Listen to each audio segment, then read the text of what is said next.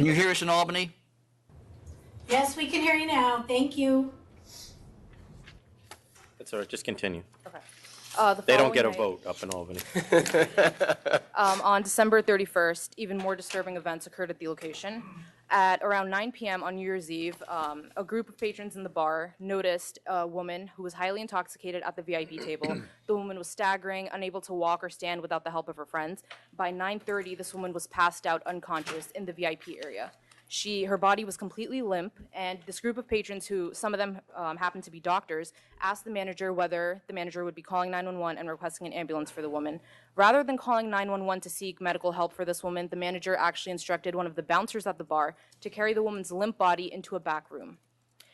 The doctors became increasingly concerned and told the manager, this woman really needs an ambulance. She's unresponsive. And the manager laughed off the situation, said, "Don't worry, this happens all the time. What we're going to do is take her into a back room to pour water down her throat." The doctors told the manager this is extremely dangerous to do to somebody who's unconscious. Pouring water down an unconscious patron's throat can actually result in death. And eventually the doctors forced their way into the back room to monitor the woman's health themselves, took her vital signs, and determined that her heart rate was very low. She was unresponsive, and again, the manager at that point still had not called an ambulance for this unconscious woman who's passed out in the back room of this bar. Eventually the woman's friends ended up calling the ambulance on the doctor's recommendation, and the group of doctors actually decided to leave the bar early because they were so disturbed by the manager's dismissive attitude and his unwillingness to seek emergency services for this woman who's unconscious. Before midnight. This is at the same party that the stabbing occurred, or the next night? This is the next night, on December 31st. That same night, this group of patrons decides to leave and actually go to the precinct to report the manager for, they were so disturbed by his behavior. While they were leaving, they noticed another woman across the bar who was so intoxicated, the woman was staggering drunk, could not stand, and eventually ended up throwing up inside the establishment. This woman threw up all over the floor of the bar. The bar was so crowded at this point, not a single member of the bar staff helped her or asked her if she needed any medical assistance. The woman ended up slipping and falling in her own vomit, and eventually she ended up staggering up and leaving the bar by herself with nobody to help her. She walked right onto the street, leaving the bar alone. Again, No one knows what happened to her, or nothing at all? No, the group of patrons who happened to be doctors observed this woman leaving on her own Okay. before midnight on New Year's Eve. Again, the same night, 1:30 in the morning on New Year's Day, a bouncer at the establishment actually assaulted a patron, punching him in the face. An officer who was on patrol, who happened to just be passing by the establishment, noticed the commotion, decided to go inside and investigate, and later it was discovered that this bouncer who assaulted the patron actually had not completed a security training since 1996, was not signed in on the security roster for that night. When the officer, asked to speak to a manager about what was going on, the manager told her he was too busy to talk to her at that time. The officer also noticed, again, Can we just jump to the compliance search now? I think we have enough of the violence. Sure. So following these events that occurred on January 3rd, a compliance inspection was conducted by the SLA and by members of the NYPD, the 7th Precinct. During this inspection, there were over 45 different state liquor authority rules that were violated, fire code rules, Department of Building Code rules. Importantly, the second exit at the establishment had actually been closed off and converted into a coat room. The exit was closed off by a curtain. And, essentially this establishment is operating as a death trap. Not only were there illegal gasoline containers found in the basement, there were unsecured compressed gas tanks, but the second exit was closed off. The bar's maximum occupancy is listed as 100 patrons, but closing off that second exit reduces that number to 74 patrons. But despite those two numbers, the licensee's sign listing their maximum occupancy inside the bar lists 138 patrons. So just the location itself, the layout of the bar itself, is posing an extreme threat to the lives of any patrons who are inside the bar in the event of a fire or an emergency. Did you also find evidence that there's availing going on? At this time, counsel's office is investigating a claim of availing because, there's a complete failure to supervise. There's complete uncooperation with the NYPD as well as the SLA investigator who conducted the inspection. We have no idea who's running the place at this time. On all of the nights, December 30th, 31st, January 1st, as well as during the inspection on January 3rd, a man by the name of Paul Brown was present at the location. He held himself out to be the manager of this bar. He's not listed on the license application. The license application and the community board stipulations actually state that one of the principals is supposed to have exclusive managing control over the premises. None of the licensees were found at the premises. He also told investigators that, a man named Mr. Muhammad Habib owns the bar. Mr. Habib was out of the country at the time. We don't have any, contact information for him. He's not listed anywhere on the license application, so. I actually did a little background on this myself and found that he is actually all over their Facebook page as the owner of the bar as well, which is obviously concerning. Yes. Did Mr. Brown indicate to anyone that he isn't even paid by the bar? He did say that at this time he's not paid by the bar. He's actually on the payroll for another bar called The Attic. Called the Attic? Is it owned by the same people that own this? At this time, I'm not sure, but I You can know? follow up with licensing. So can you make sure somebody ends up going there? All right, I had enough. Yeah. Are you ready to vote? Yeah. Yipper, I think we get the picture. The way this establishment is running itself, if you even want to call it running itself, is a disgrace. And not to mention the fact that it's a public safety hazard to not call 911, to allow patrons to get that completely inebriated, to refuse on-premises medical attention. I mean, on and on and on. I don't need to repeat it, but I vote to suspend immediately. I'm going to suspend as well. It's clear that this is a immediate risk to public health, safety, and welfare, and I'm familiar with the owners of this bar, and we've had issues with them in the past, similar issues, excuse me, at their other locations, so I'm going to vote to summarily suspend. Thank you, counsel. Thank you. All right, we're now going to move to Buffalo. We have one item there. It's item 81. It's MR Property Holdings, LLC.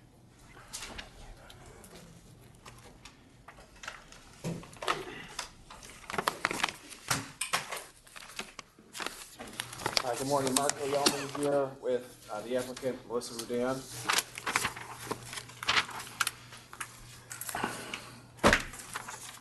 Go ahead. Thank you. We are here on our application for a liquor license at 3747 Lakeshore Road.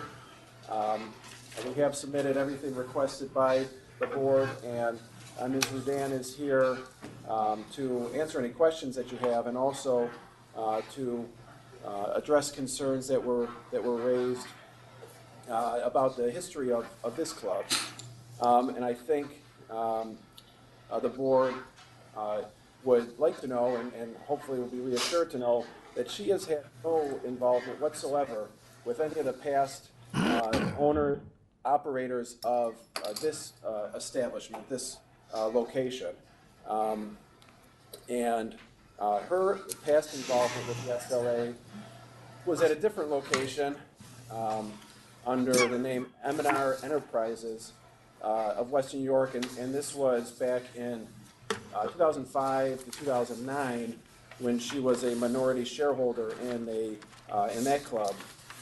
And during that time, to my knowledge, there were no violations of SLA regulations, and that license ran very smoothly, and then it was sold to another party. But her involvement has always been clean. She has no criminal record, certainly. She has no negative involvement with the SLA. And her prior experience with the other club gives her the knowledge on how to run a clean, safe establishment. Since the application, we've had various discussions about other ways to keep the premises safe. Like what? Like closing earlier than other bars. We don't want to, and she doesn't want to stay open, as the Lake Club in town. We have discussed closing at 1 a.m. during the week, and Friday and Saturday at 2, so we don't get that late night crowd who's just stopping in after perhaps they've already been somewhere or have stayed too long. Yeah. So I think that will be a big help because obviously things get worse as the night goes on. So we want to close down before any of those problems have a chance to fester through the night. Certainly, we're going to rely on trained and licensed security. Security will be there. Certified by the state, right? Yeah. We'll make sure, obviously, that they are certified through the state and that they're there all the time. But you only have 1 to 2 security guards. Well, for us, Seems low for 160 people. For an afternoon? You just, Yeah, you have on here that, I mean, all I know is what's on your application, and it says that there'll be 1 to 2 security personnel at all times. Am I Well, that missing would- something? That would be out front, and then inside you have security that deals with, the back room and the So floor. how many So there would be typically 4. like, total? Well, in the afternoon, and then in the evening up to 6. So, it's that type of establishment, so we need higher security. But your application doesn't have that. See, the reason the reason I called you back in here is not that I'm concerned about your past history. Obviously, you don't have any. The reason I'm concerned is because we've canceled this license at this place twice, and I need to know what you're doing different than what they did. And closing an hour early, or 3 hours early, is certainly a start, but 2 security guards, which is what I have on paper, is not. okay, and I think that's from, and maybe that's a misunderstanding of the question there as far as, through the security company, we'll certainly have other employees that would be doormen and like Ms. You Rudan said. just said that you can't have other employees. You have to have security. They have to be licensed Yeah. security guards. I understand that. I mean, this is a Yeah. strip club. I'm familiar with the problems that happen at strip clubs, unfortunately. And obviously, this place has had those problems. They So, have, and so I- we're talking about 6 at all times? What are we saying here? Because you're going to be mandated to have them, whatever it is. Well, when you have the security company controls the door and the floor. We have doormen that walk around the bar to make sure that there's nobody intoxicated. There's doormen that run the back rooms. Those are not the hired, certified by the state security guards. So when the security guards that we're going to be hiring are going to be checking IDs, they're going to be also walking the floor with the other doormen. So, like on a given day, I think, 2 to 3, and at night, obviously on a Friday or Saturday, if it's busy, we're gonna have up to five security guards that are certified by the state, not including our doormen. I don't think you understand what I'm saying. Am I missing? If they're at the door checking IDs, they're security. Okay, certified by the state, yeah. Yeah, I think we're on the same page there. I think what Well, no, she's saying- not, because what she just told me she's going to have employees doing, in my mind, is security. And those people have to be licensed by the state. People walking around the club are not doormen. And you previously said 6 at night, now you said 5. Well, I apologize, I mean. I'm not getting at the number here, but I'm more concerned that your application has 2 security guards. That's not enough. Right. Okay. Well, yeah, she's certainly, and I hope her answers to you here show that, yeah, she's willing to do whatever it takes. If it's 5, if it's 6. Are you going to be there every night? Me? Yes. No, not every night, but we're gonna have, when we have a manager on duty, we're gonna have also an assistant manager. So if I work afternoons, I'm gonna be working alone. But you don't plan on working at night? Well, no, I'm gonna hire a manager and an assistant manager, because I'm sorry, sir, but I do have small children as well, but if it's needed, I will be there. Do you know the former owners of this place? I do, yes. Who are they? To you, I mean, who are they to you? Are they friends? Are they relatives? Well, the owner that owns the building and the property is my father, That I'm aware of. I mean, the people that own the bar. The operators. like the Mark pa- Whipple. Yeah, I think he was 2 or 3 licensees ago. Do you know that the most recent past licensee? No, I've never worked at this bar, so. I didn't. That's not what I'm. That's not what I'm asking you. I'm asking you. There are multiple former licensees here that we've Okay, well, closed. I Do you only- know? I Do you know only- anyone that operated this bar? Do you have any relationship with them? I only know Mark Whipple and then my father. And Mark Whipple is who? Mark Whipple was a past owner, I guess, a small percentage. And how do you owner. know him? Just through my father. And where is he now? My father? No, Mark Whipple. I have no idea, sir. No idea. I have no contact. Yeah, there really is no relationship between. Mark was Mr. in the Danny. prior application at this location, the most recent. I'm gathering that. Okay.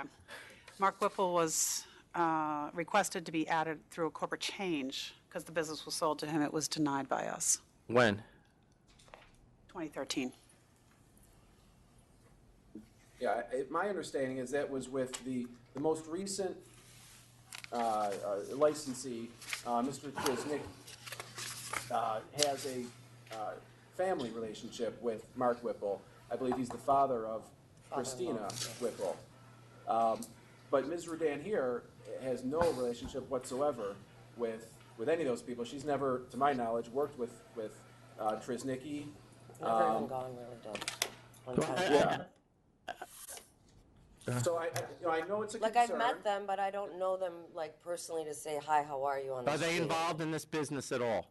No, Are they going to work there at all?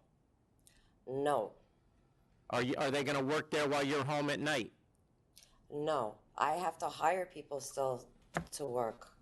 I can't. I couldn't hire anybody, and then just have them on payroll for the last 6 months, and not knowing what's going to happen with the license. So now, I have to go and start hiring people to what I think are capable of running that bar. Now, you're going to come, you live in Toronto, am I correct in saying that? No, I live in Niagara Falls, sir, Canada. Which is how far from this place? It's about 35 minutes.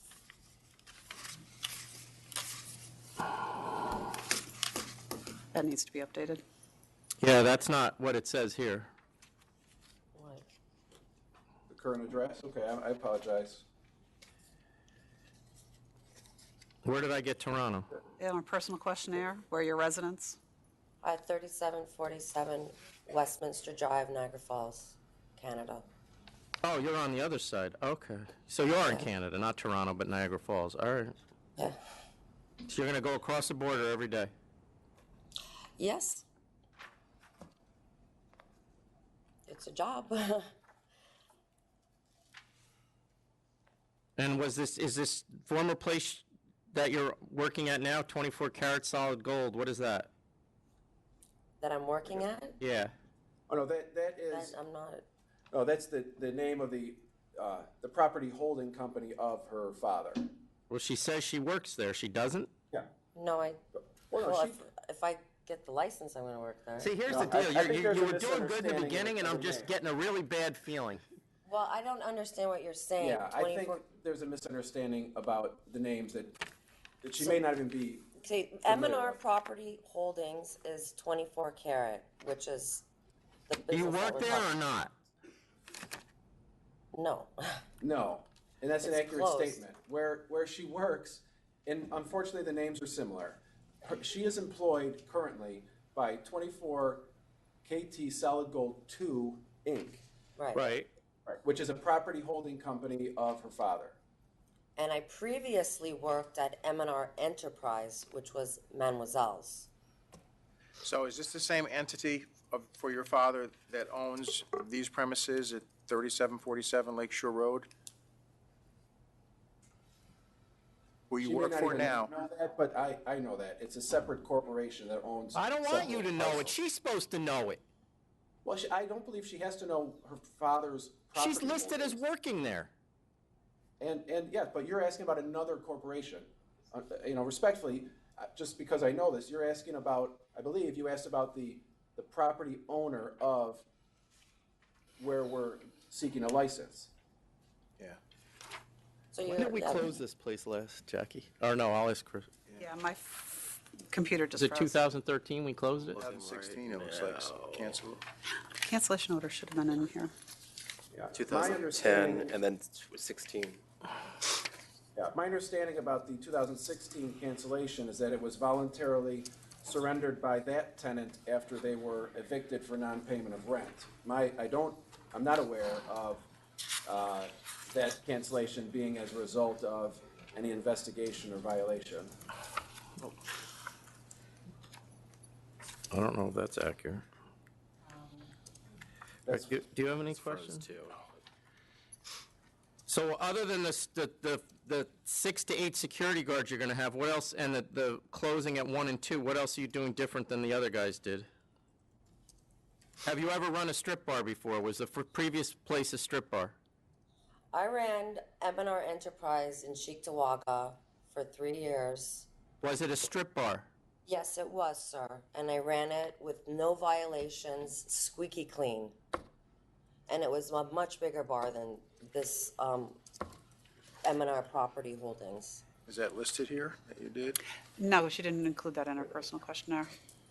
But there is no history at that location. No, she did have it in her personal. She did? That's M&R, yeah. M&R? Oh, no, it's not 5 years ago, that's why. That's- It ended in 2009.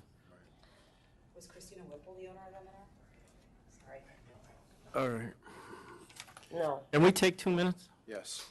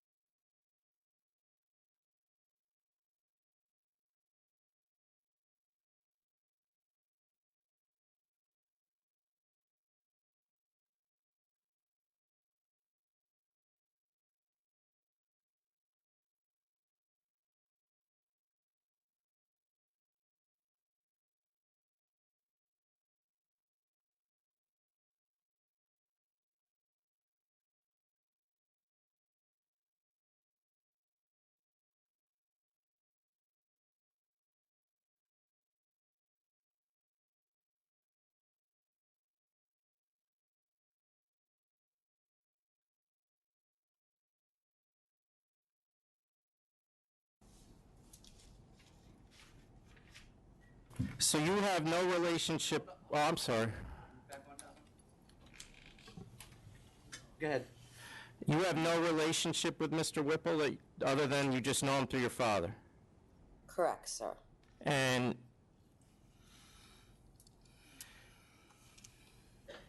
how long did you manage that other strip club in Cheektowaga?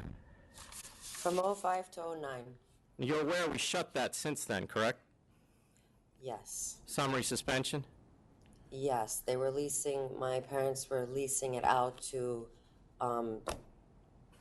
some individuals, and they lost their license, I guess. So who were, Yeah, I was going to say, are you talking about the one at 777 Arrow Drive?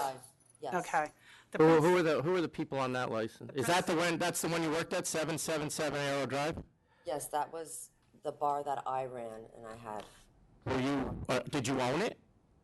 I was a partner there, yes. Who were the other partners? It was my father and Mark Whipple, which was never there. That's confirmed. All right. I think, So, Yeah. but that would indicate to me that you know him a little bit more than through your father. I really, I See, don't. the one 'cause thing he was that, the never, one ever thing that I there. can't take up here is somebody, because we rely on people telling the truth here. A I am lot. telling the truth, but he was And- never there working. Yeah, well, I've had a bad feeling from the moment you got it. Well, I had a bad feeling when you didn't show up the first time. I have a worse feeling when you showed up and started talking to me, and now you blatantly lied to me.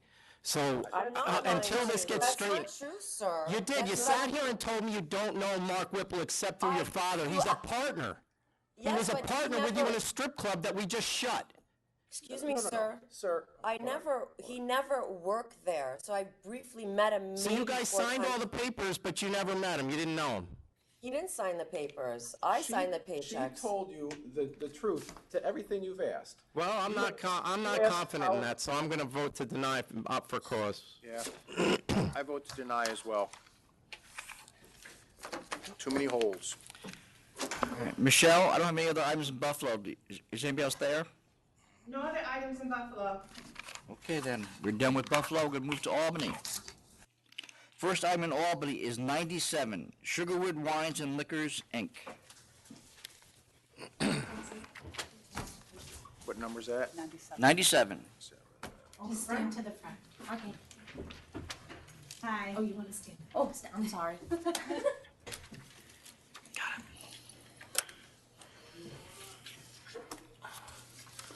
Get it? Oh, okay.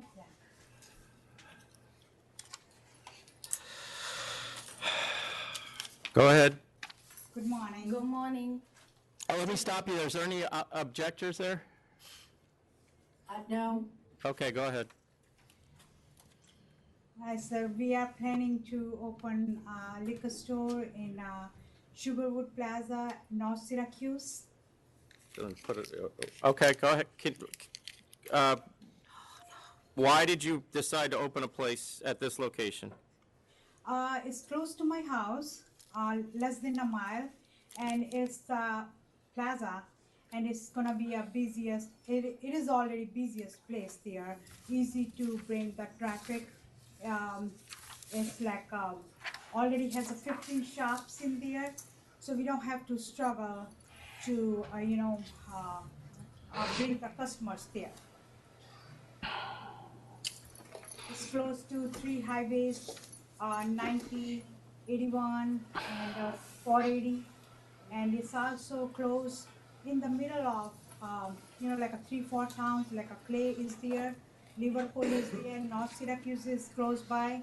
North Syracuse is that part of Sugarwood is there, and then Cicero, so 4 towns together around this location. You have no experience in this. Why'd you decide to open a liquor store? Some of our family member has already liquor store, sir. Where? And in Syracuse. Where? I have, it's called Craft Liquor Store, and it's on South Salina Street. Could you spell the name? Craft, Kraft, liquor. On South Salina Street? Yes, sir. I think it's a 4200 South Salina Street. How are they related to you? He's my uncle. Your uncle? Yes, sir. My dad's younger brother. Did you ever work there? No, sir, I never worked there. How are you two related, excuse me, sisters? And no, she's my sister-in-law.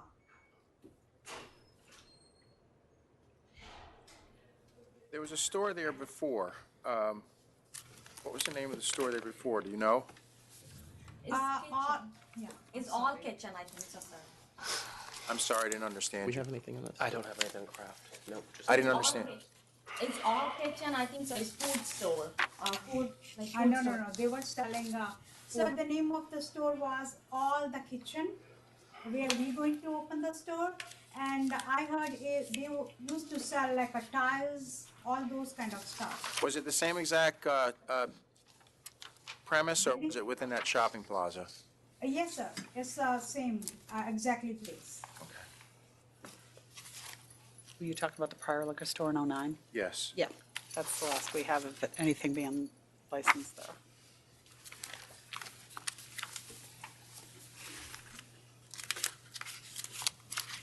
You both quitting your job? No, sir. We stay home right now, and my husband and her husband, who is my brother, we running cab company, transportation company. So Uber came in Syracuse, and that dropped our business all the way like a 50%. So we decide to go a different business. And what are you going to do differently than the closest stores that are nearby, if anything? We can do a lot of things, sir. We can, of course, we can go for cheap price.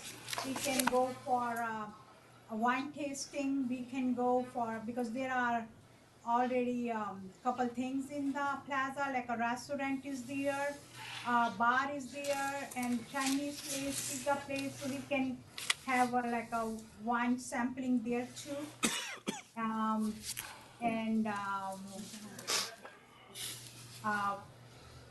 Those kind of things.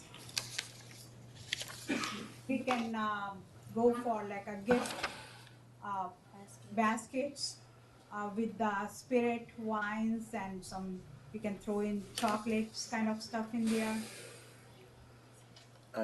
I'm good. Okay, go ahead. All right.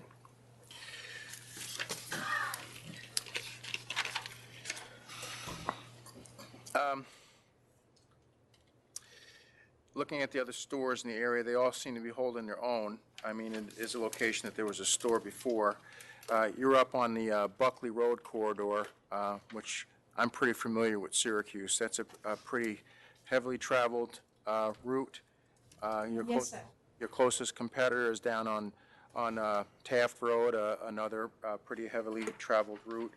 Right. But there are also many, many homes in the area.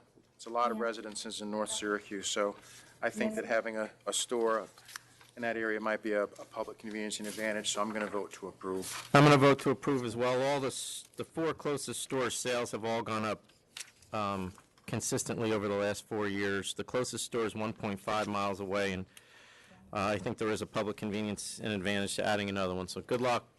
Thank you so much. Good luck, ladies. Thank you. Happy New Year. The next item is 89, MJI Development Corporation. Number he's here for? 89. Is it Alan? Is Levy here? Well, we can't do it without him. You want to have Mike go tell him?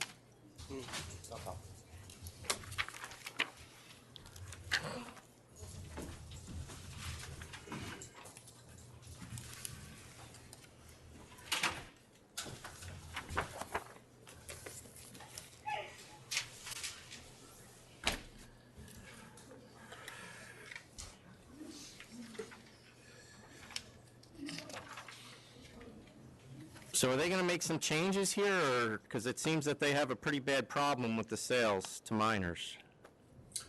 Good morning. I'm Murray Kaplan. I'm the attorney for the owner, and this is Julianne Sassetto, the owner. And I'll try to answer your question right now, sir. Julie has been trying very hard. This person that sold to minors, she's 56 years old. She's worked at the store for many years. She's taken the approved liquor authority course 2 times.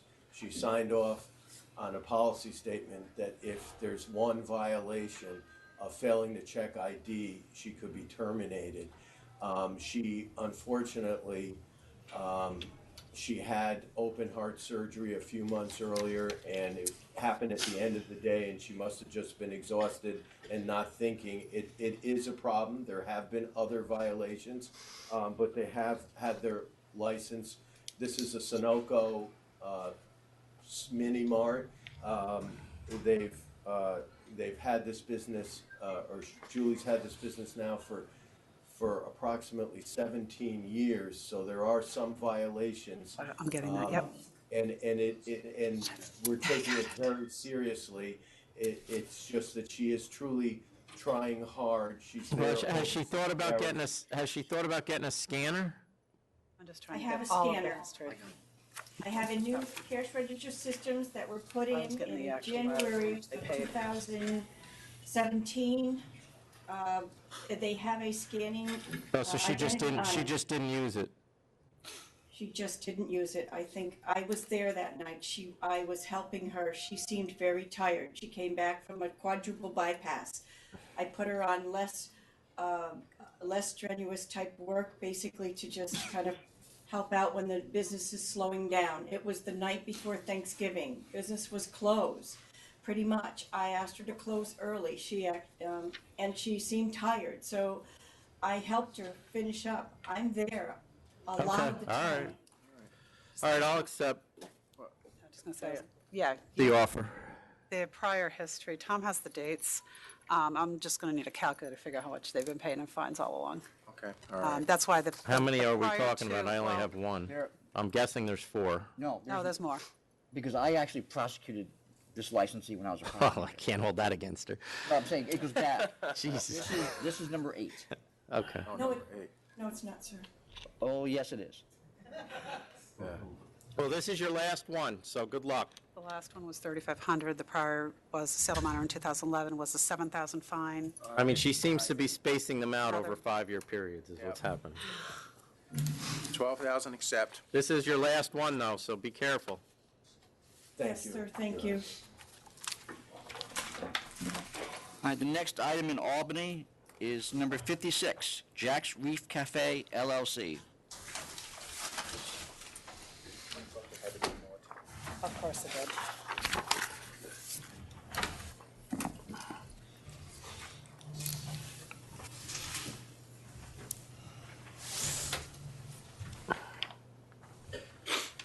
All right, so this is a recon that I granted.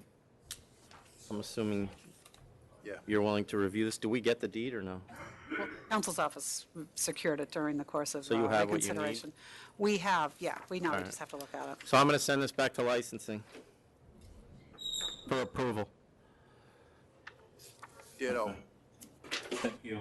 Yep, good luck. Nice talking to Thank you. you very much. All right, Nice job. Della, have you got nothing else in Albany? Nothing else in Albany. All right, we're going to move back to New York. And I'll get to remind everybody, if you have a cell phone, please put it on silent. All right, the first item in New York is 94, Penelope Wells. Good morning, everyone, and a happy and healthy new year. Robert Romano, I'm here with Ms. Wells, who is the applicant. We're here for a reconsideration request. You dragged her down from Cayuga County? Because I wanted her to see you, and by the way, this is Ms. Wells' first day in New York, her first few hours in New York City. Never been to the city before. So she's a little nervous, so you'll have to. Well, you're paying this guy enough, make him take you to lunch.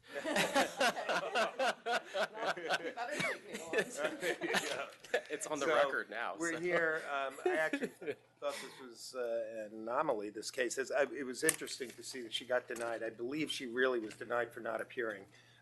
No, that was part of it. I remember this. I'm going to grant reconsideration. The problem, and I can't figure out, maybe she can explain to me, which is why it's good that she's here, is what's their issue with this? Why is this so objection? Because it's already open. Yeah, and you're in the middle of. I don't like to say unsubstantiated rumors, but there's there's a rumor that the people that voted against this are friendly with someone else who has a license in the town. The intersection has been safe for the last year and a half that she's been operating the store without beer, obviously, without alcohol. There's been no issue. There wouldn't be any real significant increase in traffic simply by. No, I was wondering if there was going to be a run on six-packs because she was getting.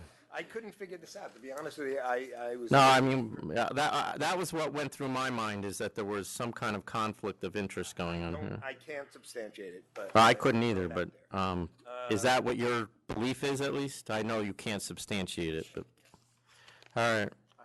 I thought it was odd too. I mean, you're south of Skinny Atlas Lake, kind of like in the middle of nowhere. No disrespect, but you know. Exactly. Yeah. He lives in the middle of nowhere. He lives in the middle of nowhere too, so don't. We have 2 lights where I live, and that's too many. You don't even have one. So you don't even have one. And the intersection does go from 45 to 25, or? Yeah. Yeah. 40 to So 20. I was a bit befuddled too at why there was so much objection, and I figured there was more to it than I understood. But as I see it, I don't really see any issue with this, so I vote to approve. All right, so I'll grant the reconsideration and approve as well. Thank you very much. See, it was worth the trip. Thank you very much. Yep, Now I got take stuck care. at lunch. Yeah. And don't go to McDonald's. Be nice. Do I have to take No, Bill we're or husband too? Yeah. Next item is 33 JL Wine and Liquor, Inc.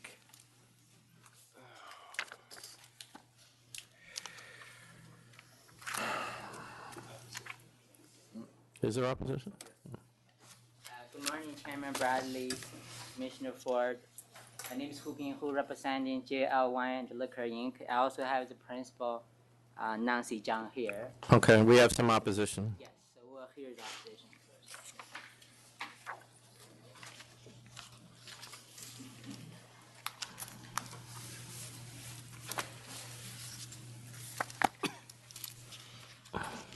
So I have the honor of starting Robert Romano again, and I'm here representing R&K Wine and Liquors as well as Central Wine and Liquors Incorporated. Mr. Romano, before you start, sorry, all right. have everyone put their name on the record first, and then you can talk.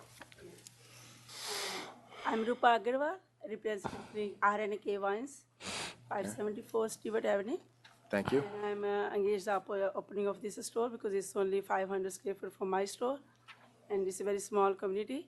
If they open the store, we will close. We have to close our store. Then it's very small community, and same customer will come to us and to them. Even we can see that store from our parking lot, you know.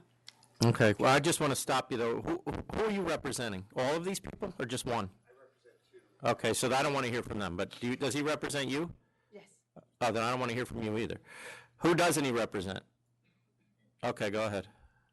All right, I have a liquor store like 1.2 miles. Could you just put my your name? name? Sorry, my name is Jay Patel, and I represent at Hempstead Wine and Liquor at 4025 Hempstead Turnpike, store number 6 on Bethpage. And my store is literally 1.2 miles from store was opening, and I bought my store in 2017 August. Yep. Got it. Thank you. Good morning, Chairman. Good morning, Commissioner. My name is Gurmeet Narang. I represent Fine Wine and Liquors, which is at 950 South Broadway, Hicksville. My location is about 1.5 miles away from the proposed location. How long have you been there? I've been there since 2004. Okay, thanks. I don't see, oh, yes, sorry, yes. Okay, Mr. Romano. Thank you very much. Who's standing in the back there? Is that? Are you own a store? Yeah, I have a store in Baltimore. Is he one of your clients? I'm not the client, I just came. Okay, go ahead. I have my name is Dinesh Agarwal. I have a store in KC Wines and Liquor, Baltimore, New York. Like 3 miles from there. 3.5. Okay. Thank you.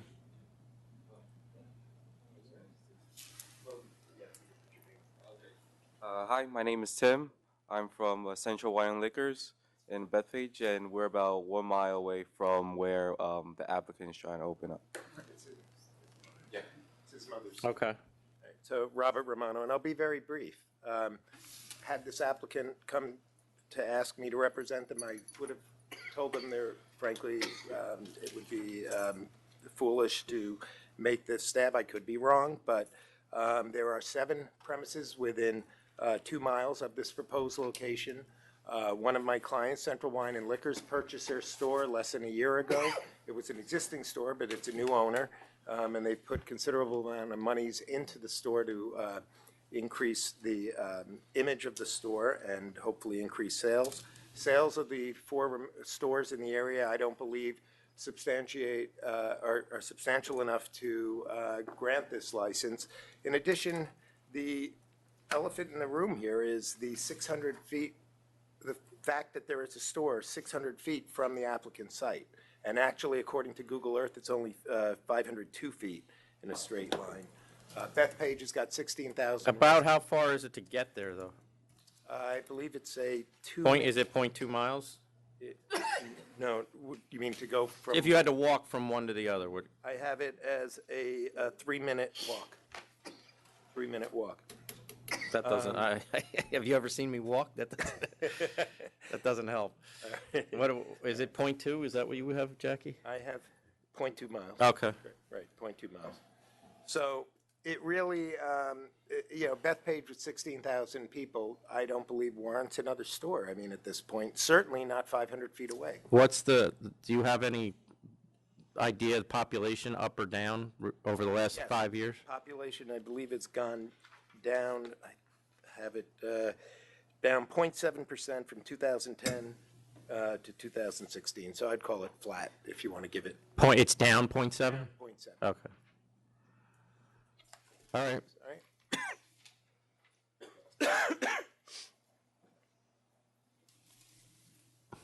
I submitted supplemental materials to. Yeah, we have it. Yep. I would like to first correct him what the opposition attorney just said. In the supplemental material shows that population of Bethpage with the zip code of 11714 is 22,000, and population has been steadily going up. It's Where are you seeing steadily going up? Because I see population change since 2000, which is almost 20 years ago, 0.89%. yeah, then Well, that's not going up. from That's a point in front of the 8.9. It's not a. so it's, I guess, at least it's a study. It's not going. I'll give you steady. And now this location is at downtown Bethpage. There's a Lionel Road train station, and near the store, if you look at their sales figure, has been going up over the last 4 years. I have here. Bless you. 2013, 575,000. And 2016, the figure, if I read it correctly, 892,000. But see, here's the problem, and you may be correct in that they are going up. But then the next closest store, which is walkable, we have no idea what their sales are because they just got bought. And then the next closest store, which is 1.5 miles away, we also have no idea what their sales are because they also were just purchased. Chairman Bradley, this is a store that's still going up. That's within the 600 feet, walkable. No, I understand that. So you want me to open a store 600 feet away just because somebody's making money? No, it's because there's a major train station there, and I also have. Well, I mean, I'm not really worried about how much money they make. What I'm worried about is what, if anything, are you going to do that they're not doing? Well, Not you, your client. first, on that particular street, all the shopkeepers, we have over like 11 shopkeepers signed petition, and they all would like to have a store there. But that's not the question I asked you. What do we do differently? What are you doing differently that they're not getting from a store that is literally a golf shot away? Well, A big golf shot, but a golf shot away. Have one more store. Two there. golf shots. That's public convenience and advantage. But I'm asking you, what is she doing differently? Because you're putting another store within 500 feet, there's no public convenience and advantage to me in doing that because it's 500 feet. So what are you doing that they're not doing, if anything? Well, she will be, the store is a small store around, the retail space about 1,000 square feet. She will be doing around 65% wine and 35% liquor, and will also provide 20% local wine, New York State made wine. So I'm going to assume that they're selling wine and liquor at this other store. So what else are you doing? Wine tasting, wine education program. And this is the main street of Bethpage. And the shopkeeper does support it too. I mean, I think there is a convenience advantage because people who take the train, they're not going to walk. 500 feet? No, they're going to walk 500 feet, but have another store will provide more convenience during holidays and things like that. The sale increased almost 300,000 over the last 4 years at a particular store. Okay. Do the other stores, R&K, Central Wine, do you offer wine tasting? I don't know, who's who? Educationals too? All right. The income, if you look at income data, it's very good. I mean, it's packed with houses nearby. I think. But they've been there for years. Nothing's new. There's no development. There's no increase in population. These stores, as you can see, have been there for a while because they just, 2 new licenses went there because they had to purchase stores, because we don't, you know, I think you're as familiar with this area as I am in that these stores have been put there years ago. The only new store out of the 4 closest was the one in 2006. The other ones go back to the early 90s. Right. They just transferred here now. I mean, I think it's a pretty well-known fact that Long Island is pretty stacked with people and liquor stores. So, I mean, I don't see, in my mind, I don't see anything you're doing differently than the store that is within 500 feet of you. And like I said, that store obviously is doing better than they have. They've consistently shown an increase in sales, but the next 2 closest ones were just purchased within the last 6 months, each of them. There's 8 months and 6 months, and we don't have any data for that. So I can't tell you consistently what the general region is doing as far as sales goes. The 4th closest store has shown at best flat sales, really declining sales over the last 4 years. And that's only 1.6 miles away. You have 4 stores within 1.6 miles, and from what Mr. Romano said, you have 7 within 2 miles. That, to me, is enough. So I'm going to vote to deny. I'm going to vote to deny as well. I just don't see the need for another store. My client wants safe. Sure. Sure. Go ahead. Well, I just want to say, that's very close to 600 square feet, but I didn't see anything in the Broadway, the liquor store. This in the Broadway. Did you see any liquor store in the Broadway? See, Main Street Broadway. but you're still within 500 feet of the other one. There's enough there, and it's a driving community. Well, this is just, I'm not agree for that. Because Well, I didn't think you would agree with me. That's this is the Broadway, only doesn't have any liquor store. That's what I'm thinking about it. You may be a fine applicant, but I vote to deny as well. okay. Well, thank you. Thank you. Next item is number 41, Krishna News, Inc. Is Levy here yet? Is Levy here? Oh, then tell him to pull that. Or is that coming up? Then tell him to move it up front. Morning. Neil Trivedi for the applicant, Krishna News.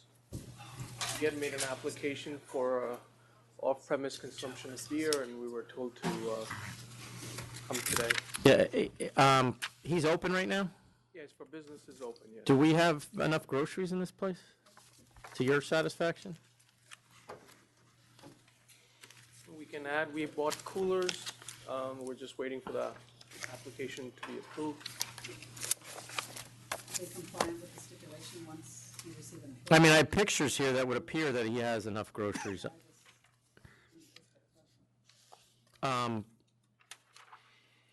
And he owned it when we canceled it back in 2005? Because again, didn't have enough grocery, but that Well, was, he had consumption on the premises too.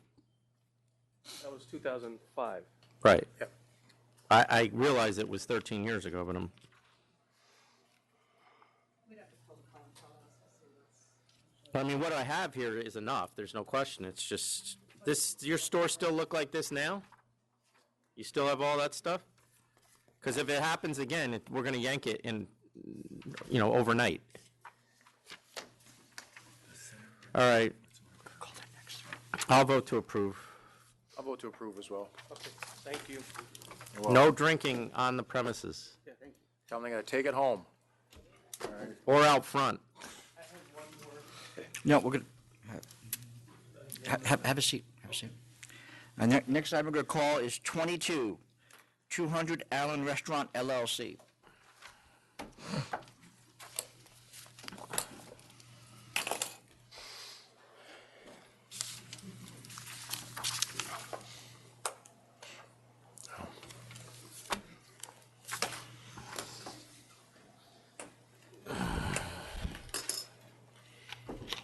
Good afternoon, or good morning, rather. Good morning. Joseph Levy here on behalf of the applicant, 200 Allen Restaurant, LLC. We're here today for a new on-premise liquor license for the proposed location at 200 Allen Street. We understand there's opposition here today, if you'd like to hear from them first. Sure. Is there opposition here? Can you all get up?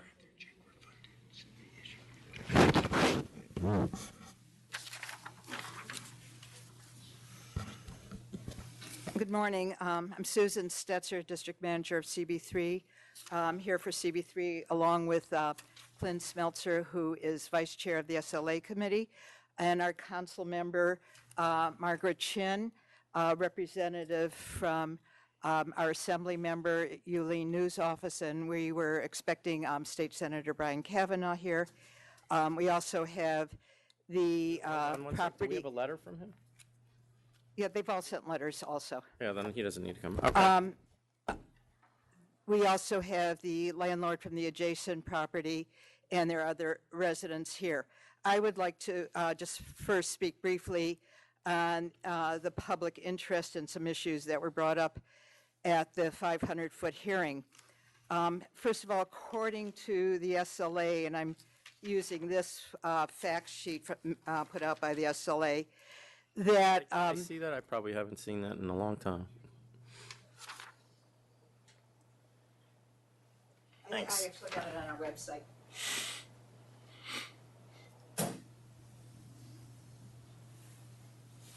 No.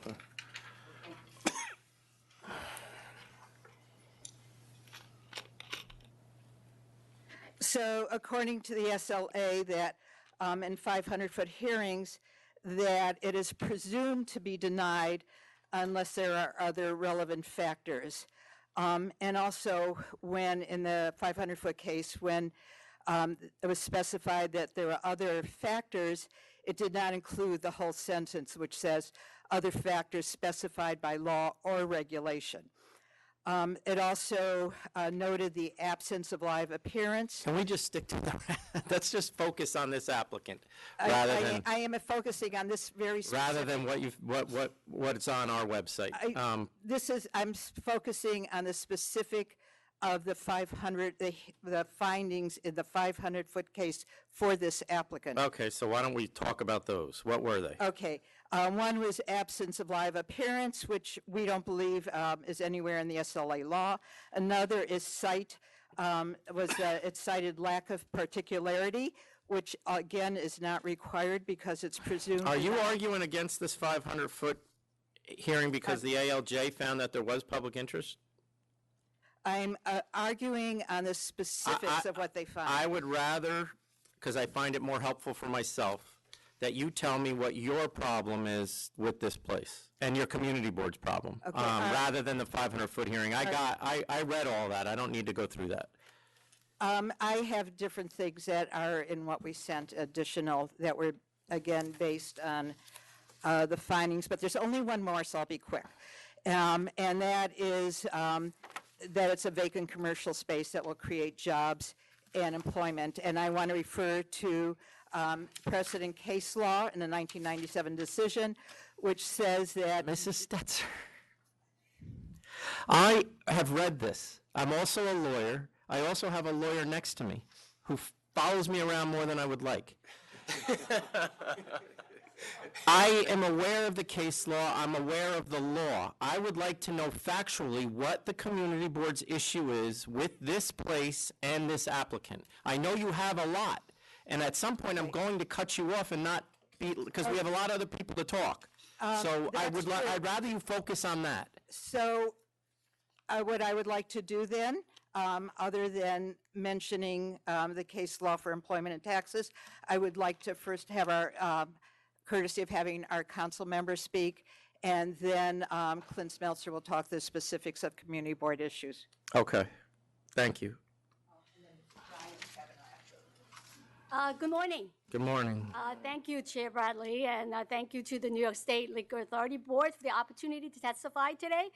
I'm here today because I feel very strongly to support the resolution of Community Board 3 that was passed in May 2017 to oppose the application for a full on-premise license for this establishment, Dos Santos, at 200 Allen Street. And I know that we already sent a letter together with my Lower East Side elected colleagues, but I feel very strongly that there are important issues to reiterate to the board. The history of the operators. Community Board 3's recommendation to deny provide very concerning information about the history of the principals of Dos Santos, Michael Shaw, and the proposed manager, Victor Chung. The two of them are current operator of another establishment, Sons of Essex Street, located at 133 Essex Street, and this establishment has consistently violated its previous Community Board 3 stipulation agreements and had a violation history before the SLA for improper conduct and unauthorized training. Furthermore, the applicant also What were the stipulations that they violated? If you know. Well, Community Board 3 has the list, All right. right? I'm just giving you in terms of the history. Okay. And also in Community Board 2, they operated the Raven, located at 53 to 59 Gansford Street in Community Board 2, where it operated contrary to its stipulation, stating its intention to operate as a restaurant, but it was operating a club lounge. So, and at this moment, Mr. Shaw and Mr. Jung are currently respondents in a pending lawsuit filed by the principal of Sons of Essex for allegations of stealing money from the business, commingling funds, forgeries, and fraud. And in the past, Mr. Shaw also has been sued by our city for tax evasion. Mr. Jung owns a building in the district at 19 Stanton Street, has been cited with over 165 violation in 2011, and was cited as one of the top 31 worst landlord at that year. Quality of life concern, okay? The applicant presented to Community Board 3 700 signature in favor of their project. But I know along with the community, less than 100 of those signatures are resident within the immediate area. So they're not all from the area.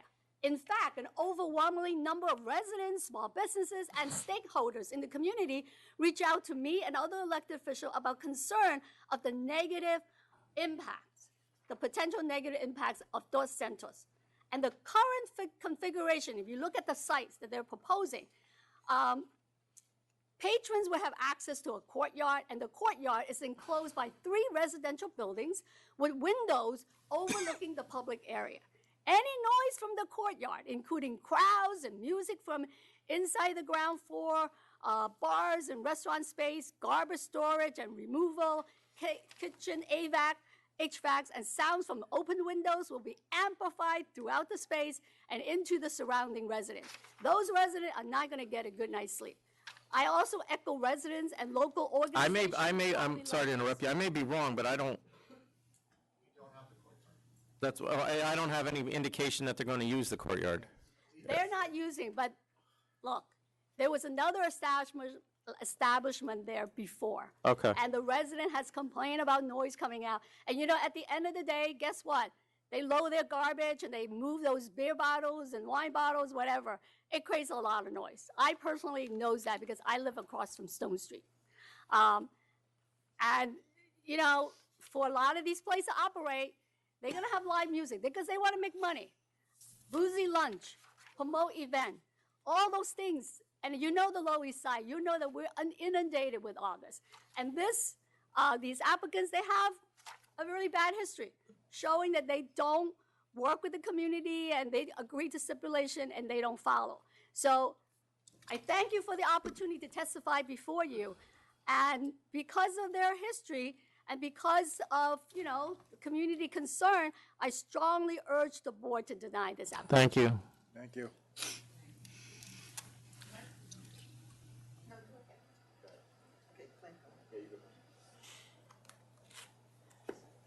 Hi, good morning. My name is Clint Smeltzer. I'm Vice Chair of the SLA Committee for Community Board 3. I'm just going to speak quickly about our reason for denying. One, there are 43 full OPs within 500 feet. It's a saturated area. The owner has a... All 43 full OPs? 43 full OPs within 500 feet. They have a bad track record in Lower Manhattan, specifically Community Board 2 and Community Board 3. Margaret Chin mentioned that the Sons of Essex, one of their other locations, has been violating stipulations. Specifically, their method of operation and DJs were not part of their operation, and they are not within their method of operation, and they are having DJs. One of their other locations... You need to stop. Have you done anything officially with that information, or are you just telling us now? I don't think it's been... Well, I don't know. Have we got... There have been complaints, but I don't... I have other stuff. Yeah, okay, go ahead. There have been complaints, but I don't think anything has been addressed yet. Okay, go ahead. One of their other locations, 19 Stanton Street, which is also 205 Christie, they have a lot of complaints about that. Just within the last year, there have been 17 311 complaints. 10 of them have been Meaning in non-crime. 2017 or in the last 2 weeks? 2017, Oh. in the last year. There have been 17 311 complaints, but 10 of them have been non-crime corrected, which means the police did respond and take action on an issue that was occurring. Also in response to their history, they had another establishment in Community Board 2. Community Board 2 issued... What was that one? It was called the Raven at 5254 Gansevoort. Community Board 2 issued a very strong resolution in response to they were operating outside their method of operation. Same situation. They were supposed to be a full-service restaurant, Mexican restaurant. They converted or quickly became a club. They didn't even have an operating kitchen at one point. 19 stand on location, valid history. And the one other thing I would just like to reiterate about the 500-foot hearing, the judge mentioned that we, Community Board 3, prefers an American restaurant over a Mexican restaurant. This was a misread of our resolution. That's the way I read it. In our resolution, we did not say we preferred. It was simply memorializing that the Mexican restaurant was the method of operation. What I read was that you had negotiated with a previous applicant that there would be an American restaurant there. Is that? No, the previous establishment was an American restaurant. We didn't negotiate with anyone. Okay. In regards, we did not state that we prefer a Mexican restaurant. We simply were memorializing the method of operation. Well, it was poorly worded then, because that's the way I read it. And in response to the benefit of a high-class Mexican restaurant, we have several Mexican restaurants within a couple blocks. So that's not necessarily providing any kind of community benefit to us. Okay. Thank you. That's everything. Thank you.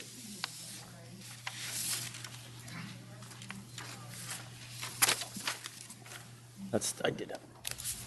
I'm sorry, go ahead. Take it down. No, go ahead. I'm listening. It happens all the time. Great, okay. So I'm Brian Kavanaugh. I'm a state senator representing the site of this application for basically about 4 weeks now. But I've served in the assembly. Oh, congratulations. Thank you very much. I've served in the assembly for 11 years, and so I'm very familiar with this community and how establishments that work well with the community and serve the community can have a positive impact, and on the other hand, how certain operators who fail to work with the community, who fail to live up to the promises they make, and who fail to comply with the letter and the spirit of various laws, including the ones that you're charged with enforcing. I have not, in my 11 years in state government, appeared often before you in person. I have occasionally joined colleagues, as I have in this case, signing a letter requesting that you take seriously the concerns of our community board and other community residents. But in this case, I felt that it was important to come here in person and join my elected colleagues, some of whom would also be here today, but there are some public hearings in Albany that the local assembly member needs to be at, and some others. But we feel very strongly that this case is exceptional. It is exceptional in that we have an operator and an applicant who have a track record now that is pretty well established of operating badly within our community. We have the person who purports Could to you be. can you get more specific about that if you can? Well, I think you have, in this case, you have a person who purports to be not the applicant, but not the principal applicant, but an operator, but seems to be a partner in other businesses, who has himself found to have been has been convicted of crimes. You have a current case where these two operators. We have a current case where these two operators have fallen out with a third partner in their business, where there is now a pending lawsuit about how that business has been operated. And you have consistent complaints, as has been I'm not going to repeat the testimony of Councilmember Chin or the community board, or there has been substantially documented in the resolution. But you have repeated instances of these operators in particular saying that they're going to comply with certain stipulations and then declining to do so. This is a community that, again, has become a destination for nightlife.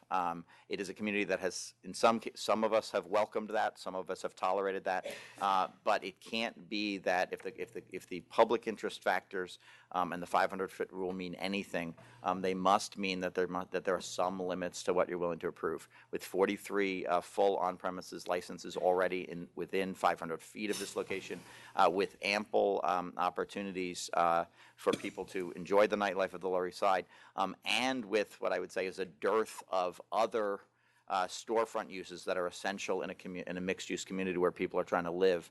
It is not, it's my very strong view that it's not in the public interest for this application to be approved, and I ask you to take seriously all the evidence before you and reject this application. Thank you. Thank you, Senator. Hello. My name is Peter from State Assembly Member Yulee News Office, who is currently in Albany attending committee hearings. So, the other elected officials already said what I would like to say, but I would also like to reiterate that on September 22nd, 2017, we had written a letter to the SLA signed by Margaret Chin and... yeah, we have it. Yes. And we just want to reiterate that, the concerns of our elected officials and our local community board should be taken into account when making the decisions for this liquor license. And we ask the SLA to please consider our voice in saying that we do not believe that having another on-site liquor license would be in the best interest of the community. Thank you. Thank you.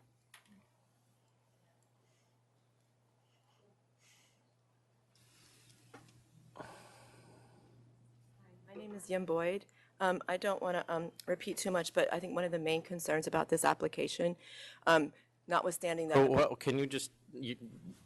Go ahead. What's your relation here? You're a resident or? Yes, I'm a resident group, and I'm also going to be reading a letter from the LES dwellers. And so we submitted to you information in both situations. So what I want to bring up is notwithstanding that the public benefit threshold should be very high in this area, being that there's 43 licenses, is that this is a high-risk operator. We know that. I can personally attest to that. My building is behind Sons of Essex. I have to deal with Sons of Essex when I walk to my home on a nightly basis, on a daily basis. Brunches are horrific. So I know these things to be true just from my own personal thing. But what I'm concerned about, there was a case that there was a lawsuit pending, and when we researched it, I don't know if you were able to read this or if it got to you in time. I know there was a little bit of confusion on my end. There was a lot of personal emails between the person that really is operating this place, Mr. Victor Jung. Mr. Shaw's not really the operator. He's the license holder, but the person that operates this place is Victor Jung, who has a criminal record. He served for embezzlement with NBC. He's the one that's operating the business. And in these personal emails, there's lots of disconcerting things that I think are relevant. The fact that they replaced Grey Goose vodka bottles into Grey Goose. These are from Victor Jung to his other counterparts in his office, in his restaurants and businesses. Things like that, that they were, at the time of Gansevoort, 55 Gansevoort, they did not have their license yet, and they were shipping their booze from Sons of Essex into Gansevoort. at a time when they weren't licensed. They turned that place into 3 types of nightclubs. It was the Jet, it was Opius, and it was Raven.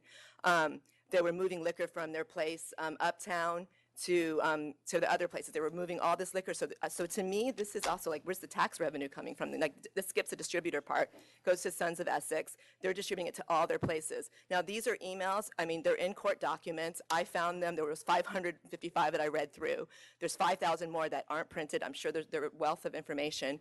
I submitted them, and I have the copy of the case, but you can see the emails between Jung and his team, and he's saying to do these things. And I just think that to put that burden on us, to have another high-risk operator, we know what's going to turn this is going to turn into, what they call a clubstaurant. It's not going to be a legitimate restaurant. We're going to be stuck with wait lines and a club and more problems in an area that just can't withstand it anymore. So I hope you'll consider how we live in this area. And I don't know if you want me to read the letter, but can you just read the letter from the resident that couldn't be here because he had to work? He lives right above the place. It was sent to us, right? No, he was going to read it. He just couldn't get out of the meeting. You're going to have your shot. He lives your joined building to your courtyard. Okay, next.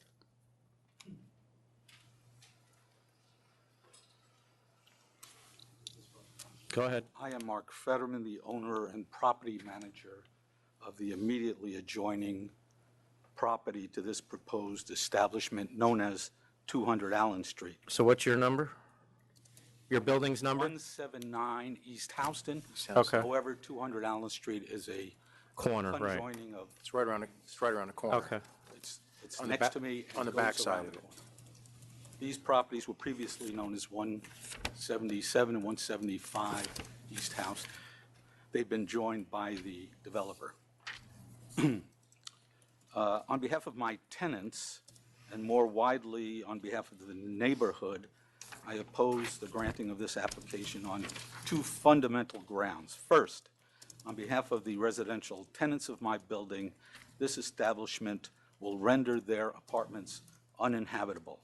Second, as a member of a family business known as Russ and Daughters that has been on the Lower East Side continuously for 104 years, as residents, as merchants, landlords, and participants in civic organizations, I believe that I am in the unique position, based upon evidence, experience, and common sense, to state that this establishment will provide no public benefit to our community. The reason that this proposed establishment will render the residential apartments uninhabitable is primarily due to the unique structural configuration of these buildings, which include an interior courtyard. I don't doubt that the SLA panel may never have before have seen a situation with this particular architectural impediment, so I have submitted to you photographs which should make clear this particular issue. Those were submitted. We have them. Sir, who has access to this courtyard? Is it a The communal access is- courtyard, or is it just? The access interior, the access is through the next door building. You would go into the building and be in the courtyard. I understand the application does not ask for use of the courtyard. However, that does not solve the problem.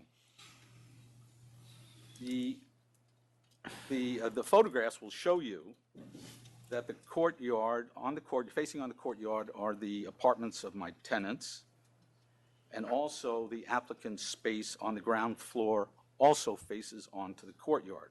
The practical effect of this situation is that noise generated on the ground floor, even in its interior, gets funneled up and amplified as it travels up and through the courtyard. This is not just conjecture. We have had actual experience. Okay, where's the noise coming from? That's the important The part. noise comes from the interior and the exterior. Okay. The interior, when the volume is turned up too loud. So the previous operator was a legitimate, full-service American restaurant. They were operating under stipulations, which included no loud music, no live music, no DJ. What was the name of that place? Preserve 24. No DJs and no use of the courtyard. However, and they attempted to abide by those stipulations. However, the very structure of these buildings with the courtyard made it impossible to adhere to those stipulations, so that when some employee within the property of the restaurant decided to turn up the music, it would resound out into the courtyard and up into the apartments above. Like a funnel. When the employees of Preserve 24 decided to take a smoke break out there at 2 in the morning and chatter, that noise would filter up and into the apartments. When the bottles and cans were dragged out at 2 in the morning, that rattling and banging would disturb the tenants. So, Preserve 24 did not last very long. Do you know how long about? I think it was less than a year or less. 2 years? How long? From 2013 to 2015, one license. Okay. What's interesting is I had a conversation with one of the principals of Preserve 24 before they departed in the middle of the night, and he said to me, the only way to make money in this location is to run a late-night bar club, which brings us to the present application. When I found out that there was an intention to open a bar club restaurant in the same space, I reached out to the applicants. A meeting was arranged at which Mr. Victor Jung appeared and identified himself to me and others present to be a principal in 200 Allen Street.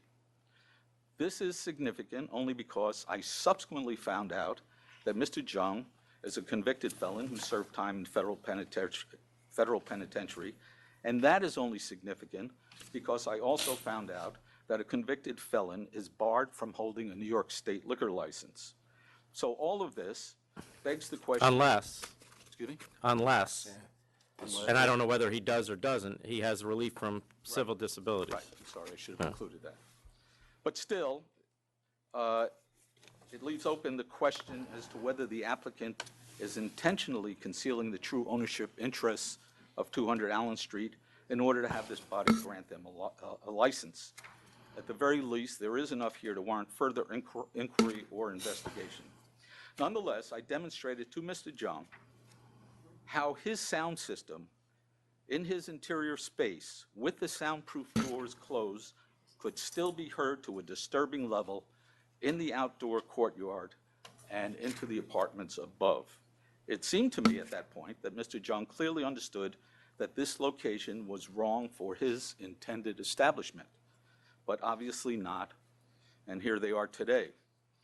The second basis of my opposition to this application is that it provides no public benefit. Given the fact that I was born on the Lower East Side, and that my family has had a continuous presence there for 104 years, and that we are recognized as part of the fabric of the Lower East Side, I do believe I have enough knowledge and experience and standing to make this claim. However, you know that the 500-foot hearing, the administrative law judge found that there was a public benefit. You know why that probably happened? Why it happened? Yeah, the ALJ says why it happened. Nobody appeared in opposition. Okay, so that raised Exactly. That raised my curiosity, and I was unable to find any place where it said that we were required to appear. You're not required to appear, but I find it ironic that I have 25 people sitting in front of me now arguing against a restaurant but couldn't take the time to go and testify in front of the ALJ when this law was established for that purpose. But Your Honor, we all submitted papers and documents and statements in opposition. The only reason that hearing is put on is so we can hear public opinion from the community board. And I'm not just complaining about this community board. This is a general complaint that, and correct me if I'm wrong, but is it less than 10% somebody shows up from the community boards? Somewhere like that. It's pretty limited. But it may be, and I don't know this, I'm not in the mix, it may be there is no requirement. There isn't a requirement, but that law was, and I'm not going to get into it with you, but it's very frustrating for me for someone to come up and argue about a 500-foot decision that was written by an ALJ when no one even showed up to testify for the ALJ. What's he supposed to do? Okay. But go ahead. Let me respond. Because of that finding, that we weren't there, therefore we were penalized, that's why we're all here today, to make sure we are not penalized again. Also, curiously, with that finding about appearances, the ALJ specifically cites the fact that the applicant had a representative there, and that the ALJ took testimony from that applicant. But the ALJ does not disclose that the testimony was taken, that representative was not a principal, was not an employee of the applicant, but was an associate in the law firm of the applicant's attorney. Now, Well, at least it was somebody. maybe, except that I don't know how an administrative hearing officer would take testimony from a lawyer rather than. Well, part can of we move on? I think we covered the 500-foot hearing. Well, I have lots of other things, but. No, you don't. Yeah, we get your point. No, I don't.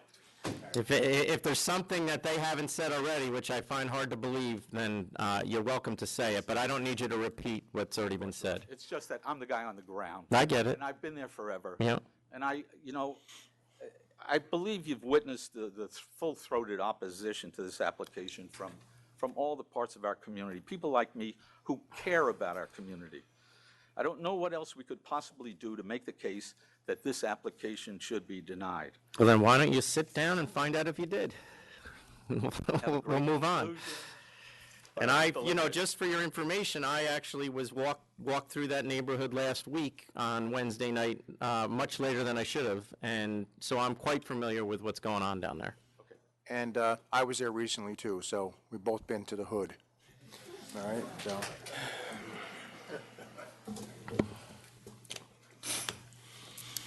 Mr. Levy, you're up.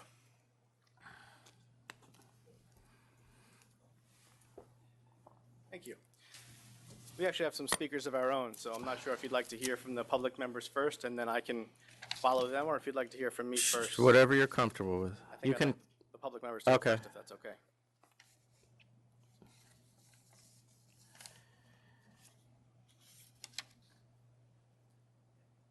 So I was born in Could you Queens, grew up state on your name, Long please? Island. Gurpreet Singh. I've been around the Lower East Side for my entire life. I went to NYU. I lived on 186 Orchard Street 5 or 6 years ago, and now I live on 143 Ludlow Street. So I've just moved around the corner year after year after year after year. I've been going to Sons of Essex since they opened in 2011. Mason-Dixon before that was, kind of just something that you could tell right off the get-go wasn't really operated that well. Sons of Essex since I've been there. I've known the managers there, Royce and Ross, and it's been a great time for me and my friends. Currently, if you go around the Lower East Side, retail seems to be dying. Everything's empty. Every other corner is something that's just waiting to pop up and nothing happens.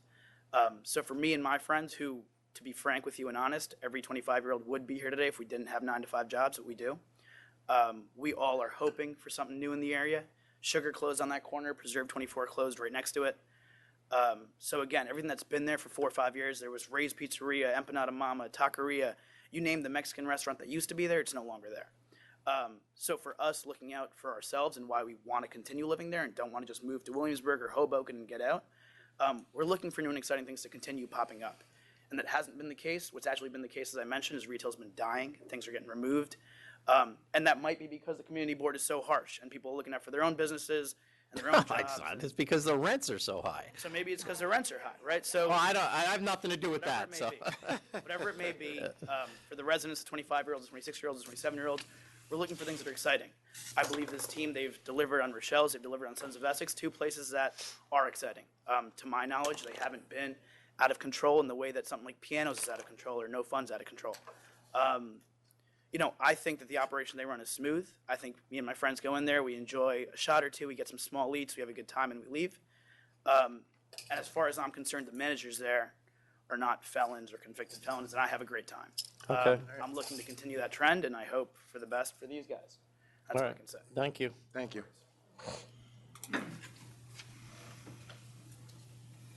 Hi, my name's Andrea Leach. I live at 217 Bowery. It's on the same block as their other location, Rochelle's. I can't really speak about the operations from the inside, but I know I live on the block. I have 2 small dogs. And So I you've also- never been in the place? No, of course I've been inside, but I don't know like everything that they're talking about, the next level operations. I'm just speaking on going there inside. I've never really felt that it was out of control. I always felt safe there, especially as a woman going in.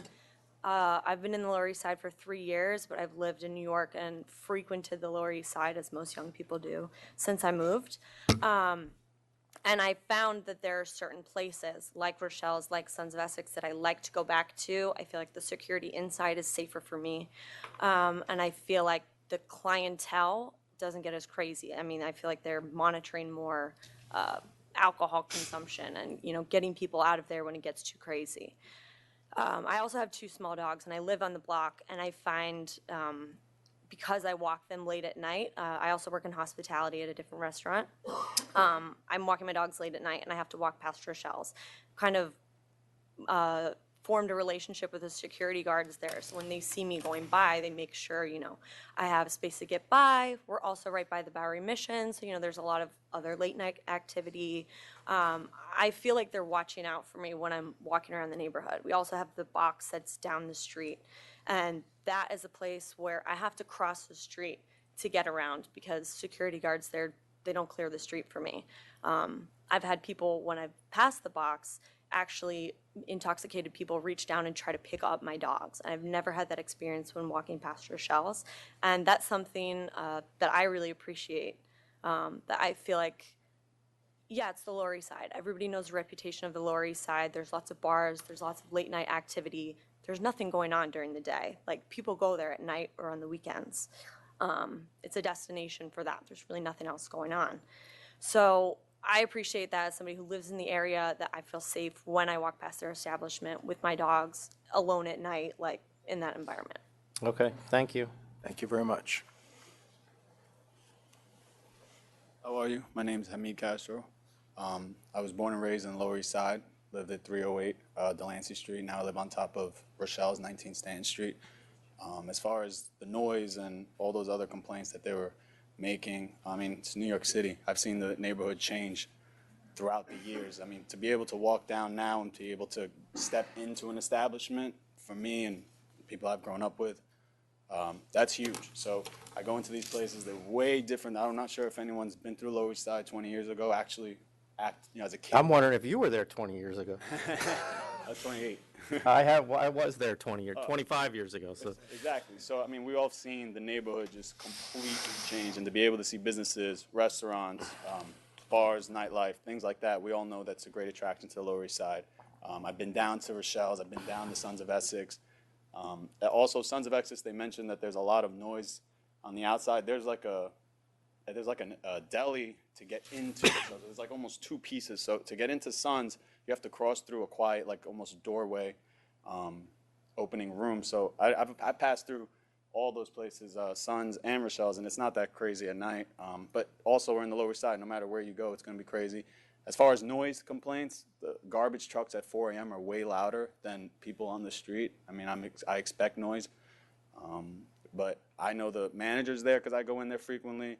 I know the managers at Sons because I go in there frequently. I don't know the backstory on all the other stuff. As far as a resident that's been born and raised in the Lower East Side, I think they're great establishments. I can list establishments that I don't like in the area or that I don't think are safe. I know the difference between being safe and not being safe. Just a product of what I've been growing up in, and I think it's a safe and it's a fine area.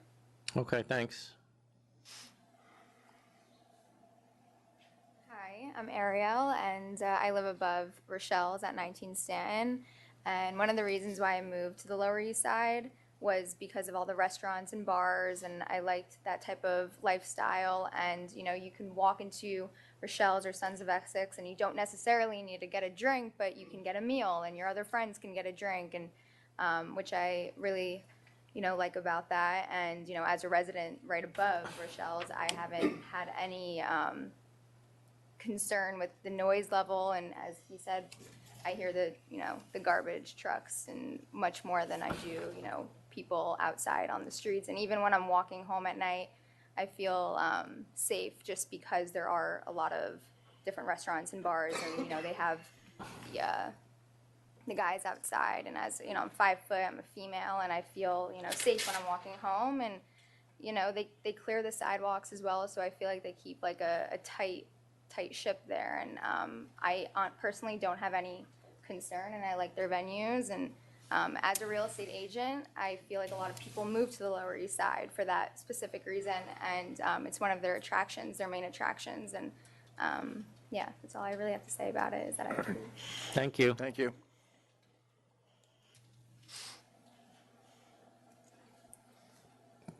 Okay, so I was hoping to have more of a conversation today about the merits of the actual liquor license application itself, as opposed to defend character assassination, similarly to what we had to do at the community board meeting. But I do feel the need to correct the record for some of the inaccuracies and straight fallacies that had been represented to the board earlier today. And I will do that in a moment, and I think Michael may want to address some of those points as well, if necessary.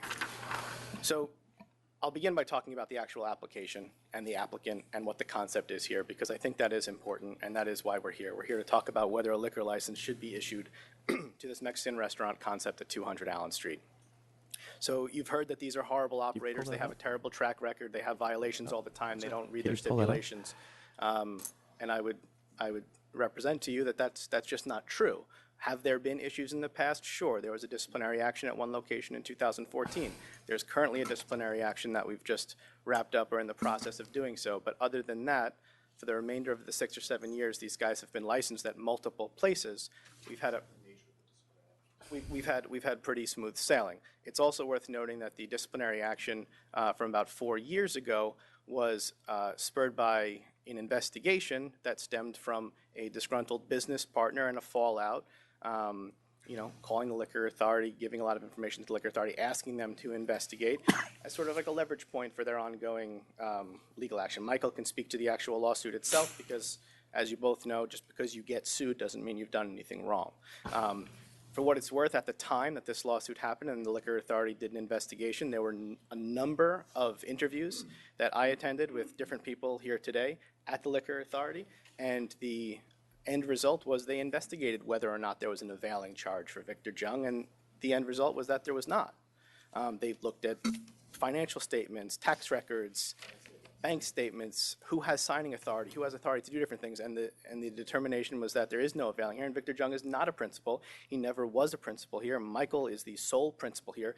Victor is involved with Michael in many of his businesses, and on an actual management standpoint, he's not even really all that involved with the downtown locations. James Chung, who's here, who was another person who was interviewed 4 years ago, really is the day-to-day operations manager of the downtown locations and will be of this one for All of them? The two downtown.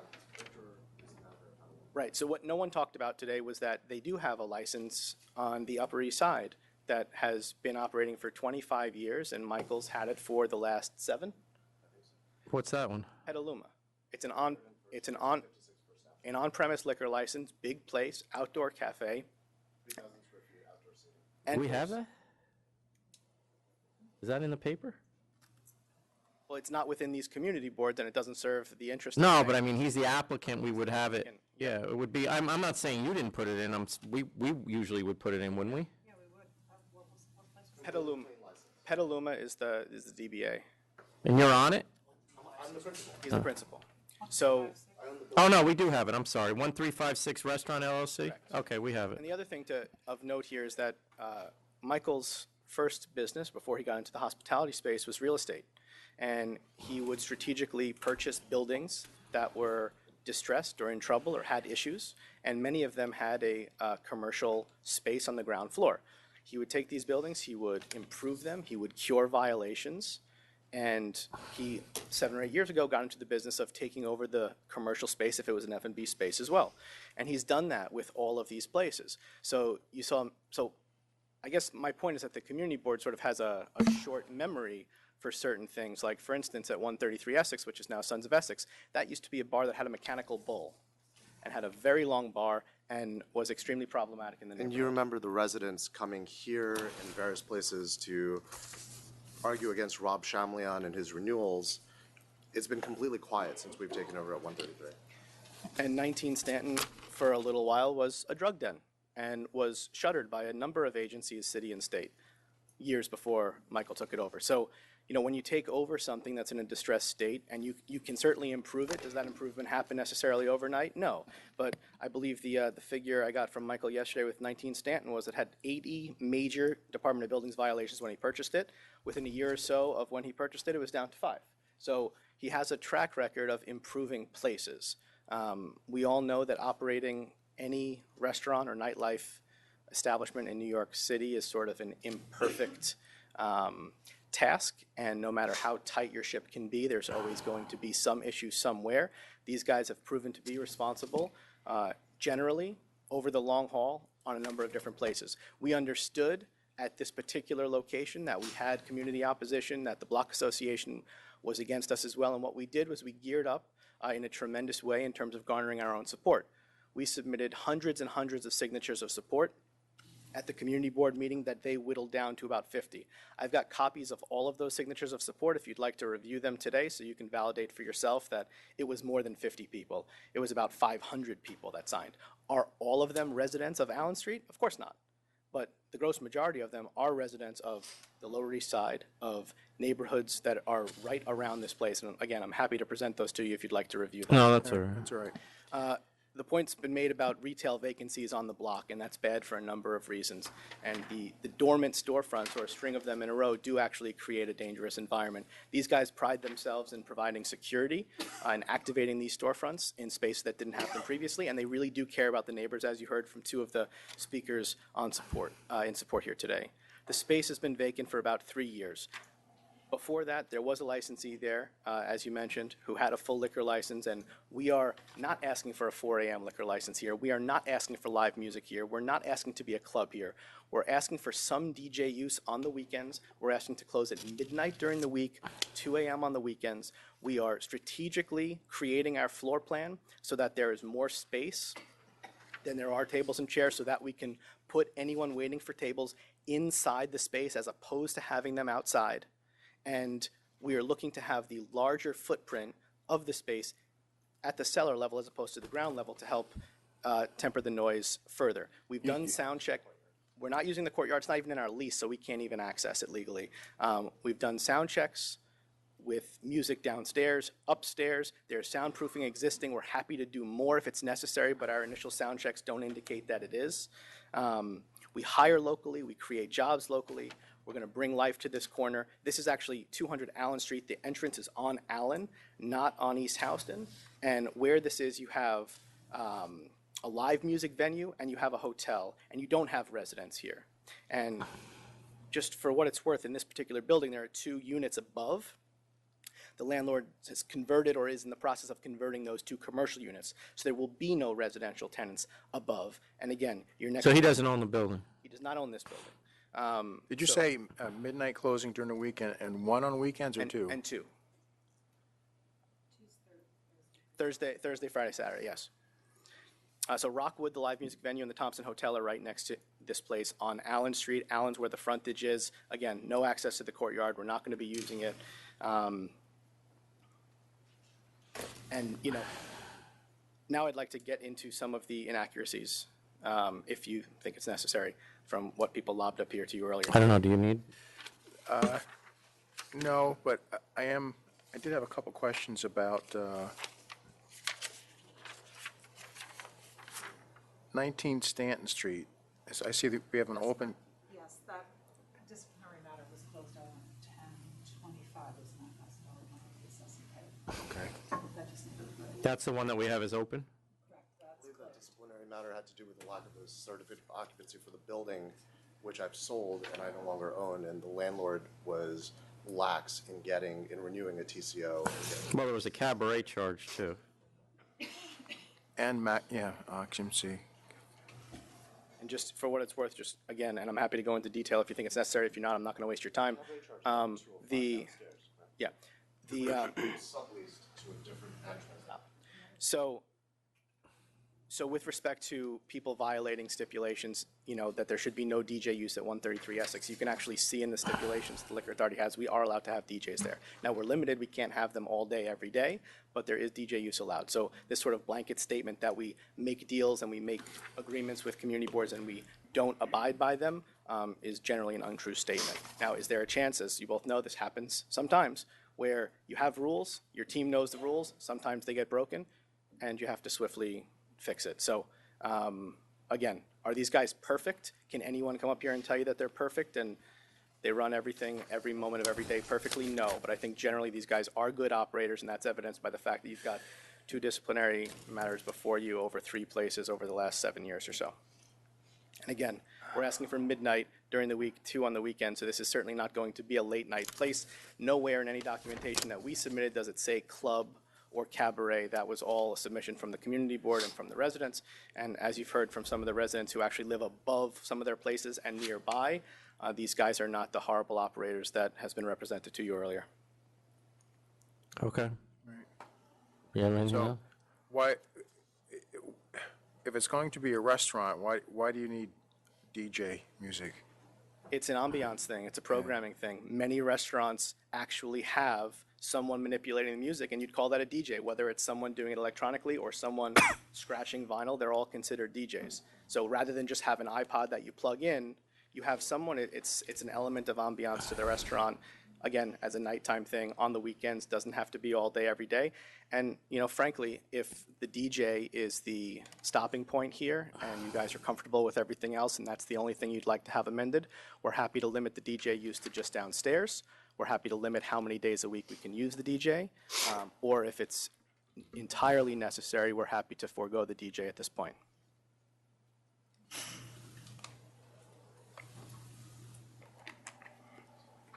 Anything else? No.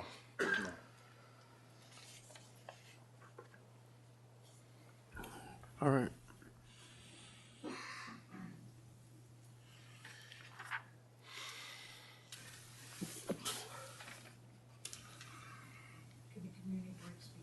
Nope. No, I think we're good.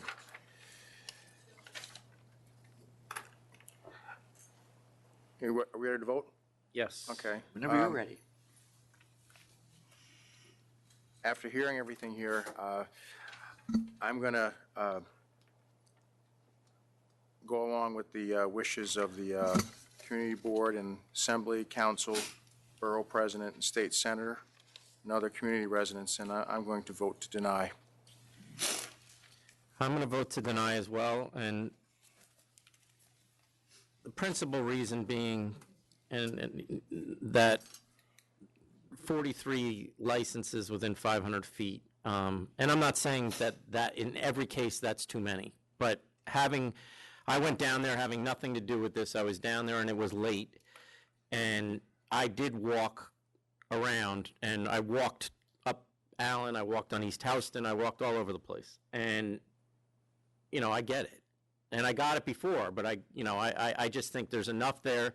There's certainly enough places like this, which is, you know, I know he wants to have small plate kind of tapas restaurant. I get that. But at the end of the day, at 10 o'clock, it turns into something else. And I'm not saying there's going to be people, you know, throwing up in the street or anything, but it is going to be a lot of people. And there's going to be lines outside, which you've acknowledged, which I appreciate. But just adding another one to the mix I don't see the point when there's enough of that down there. And the strong opposition that they do have. You know, I'm not, given that there was a license there before, I'm not saying I would not license this building in case someone does come back. But the method of operation he has, and there's nothing wrong with it. And it's obvious that he's been, as you said, generally responsible. But in this neighborhood, you need to be more than that, one. And two, I think there are similar places like this down there. I saw them myself. Some of them may be worse than what you're running, I'm sure, but there are enough of them, so. Thank you. The next item is number 51, Maidenaire LLC.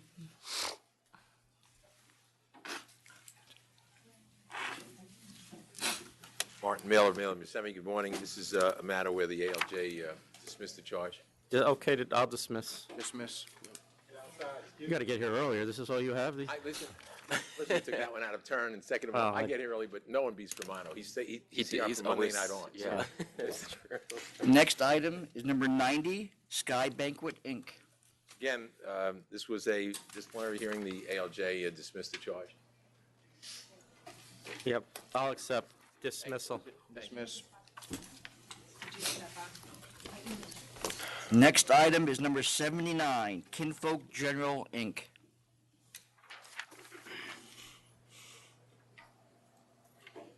Is that yours, Mr. Palillo?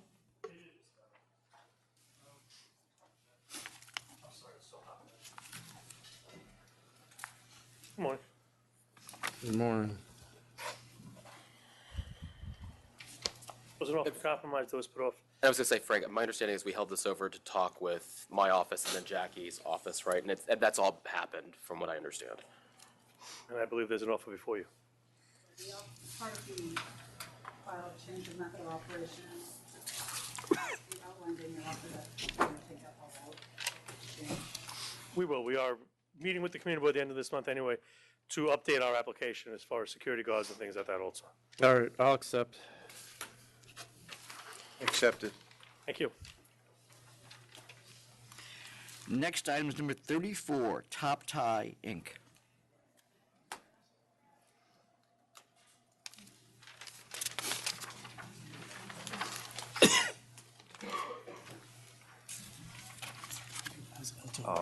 Good morning, Chairman and everyone. My name is James Lam, and I'm the legal representative of Top Tie Inc.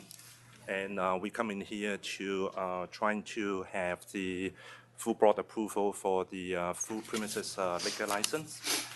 We are located. So we have I'm assuming Mr. Booth is moseying up to the front row because he wants to say something, so. Okay.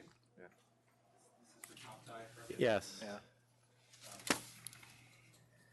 I think if you've reviewed the materials, you're probably a little bit confused. Yes, I am. Yeah. Are you So- saying you didn't get notice? No, what had happened here is, actually got if I can give you guys some copies of some paperwork just with the timeline, which might explanation be a little bit clearer.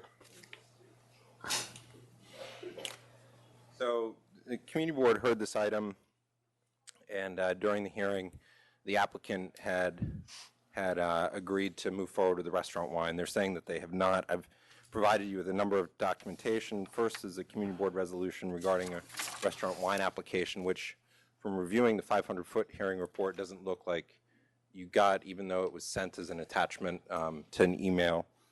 The first time we were made aware of this application was a 30-day notice on August 25th. It was signed by somebody other than the principal, who was indicated as the president. The second 30-day notice was submitted on September 21st, signed by the actual principal. Community board heard this on October 10th. We received a letter from the Block Association, which is referenced in the 500-foot hearing. However, the materials we received were that this application was for a restaurant wine license. And you have a copy of that. It's item number 4 that's attached in there. On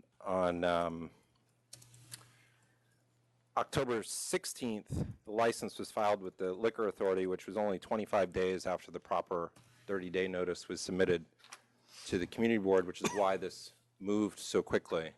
And I think that since you guys, thank you, are moving so fast now, that this really sped up the process, so the communication was a little bit more. So you guys kept going forward on the RW, but he filed an OP. That's right. And then we have emails. We have an email that's it's attachment number 7 and under section A, which is. So I think I can make. and I it think says that it I was- think I can make this short. So was what like- you're going to tell me is you haven't met with them about stipulations or anything No, on we this did. OP. We did. Oh, And okay. They actually withdrew. They emailed us and it said that they withdrew their application. Their representative, Mr. James Lamb, said Top Tie has been withdrawn the application for the on-premise full liquor license, and it is applying for the beer and wine license instead. This is communication to the community board. Which is and- not what happened. Which is not what happened, All and right. they continue to pursue. All right. So the what? 500 So feet. all right, I'm done with you then. So- Let me. I believe you. So I think I heard. I think I got it. So why don't you come up? Yeah, Your Honor, Chairman. And actually, we So here's the deal. It's a 500-foot case. You filed an OP, but told them you're filing for a restaurant wine. never ever found the restaurant wine. Well, he's got emails here and quotes from you indicating that you did. In the beginning, Not you. I know you didn't file it, but you told them that's what you were going to do. we decide to keep going on our OP licenses because our. But they didn't know that. They do. And I do have the email. They passed this on because correct me if I'm wrong, but they passed this on because they were under the impression you were going for a restaurant wine. No, it's not true. Well, I'm telling you, that's what they did. I don't know whether you think it's true or not, but I know that's what happened. So I'm assuming Mr. Booth would like to meet with them again, is that? Even, I mean, I can give you, if you gave them the benefit of the doubt, instead of we discussed this at our meeting, we probably would not have supported an on-premise. Right, I know that. They're licensed, they're 41 licenses. No, I get that. So, but you could live with the RW. Yes, absolutely. We're trying to be generous and We- saying you don't need to come back. we come in on December. All right, no, I don't want to hear all that. What I'm asking you is, you're coming here for an OP, right? Correct, yes. You're not getting that.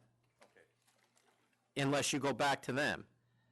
You can apply for an RW, and I think they've already, I think they're, Yes, on the stipulation. so in that instance, you're going to have to go back and apply for the RW. But based on what he's given me, am I correct in that? That's the, right now? And you have stipulations for your RW right now? You have them if you remove the. All right, so you can take the RW right now Okay. with their stipulations, or you can go back and meet with them regarding the OP, but it sounds like you're not going to get the OP anyway. Absolutely, yeah, I know, yeah. We accept the downgrade at this point, so. All right, so you're good with that? Provided the Right. stipulations are. All right. Page 2 and 3. Page 2 and 3, these 11 stipulations? Yeah, All right, absolutely, yeah. okay.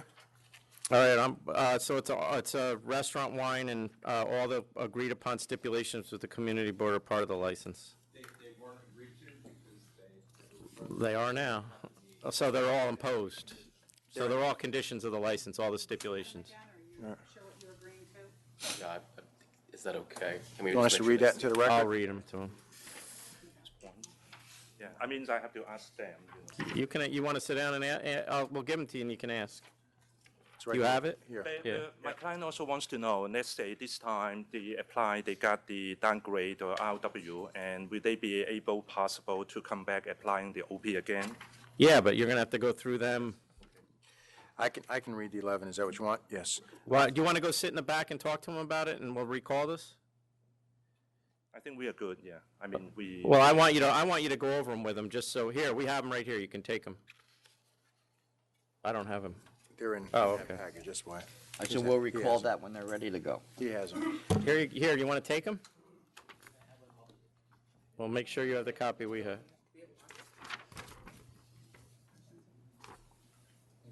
Just tell us when you're done. The next items, 70 and 71, Founding Fathers, Inc.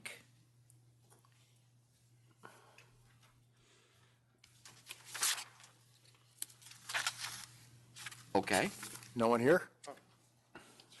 It's Buffalo. Yeah, it is Buffalo. I know, but let me just double check here, because someone signed in for that. I thought I used to go to that place in law school. That was 20 years ago. Let's see, that's 77 instead.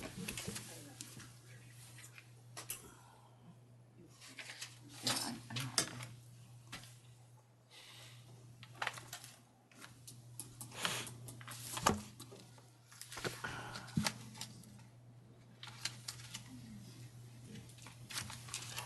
All right, 93 is Domino Wine LLC.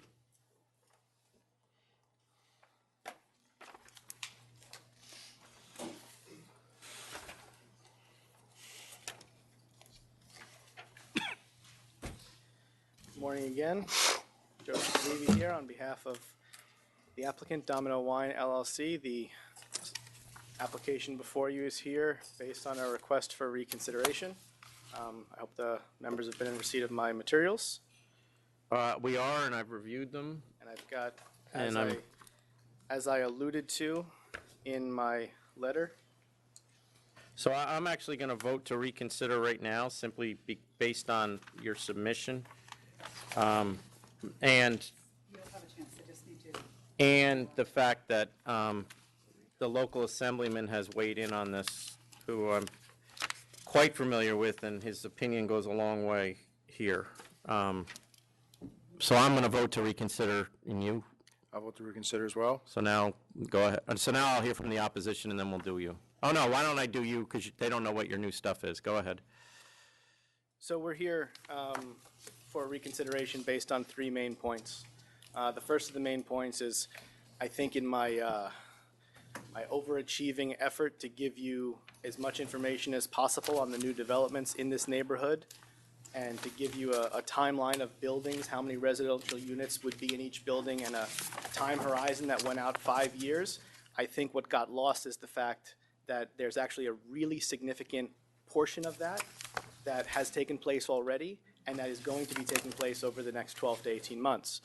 So I wanted to just kind of highlight some of the specifics of what has actually already been opened and what is opening over the next 12 to 18 months, so you understand this isn't some sort of idea of a project, and this isn't a project that's simply in demolition phase, which has been suggested by our opposition. So this Domino Sugar redevelopment project is going to provide 3,000 new residential units on campus, 500,000 square feet of creative space, extensive retail space, and community uses. 325 Kent, which is the building we're talking about here, is the first building to open.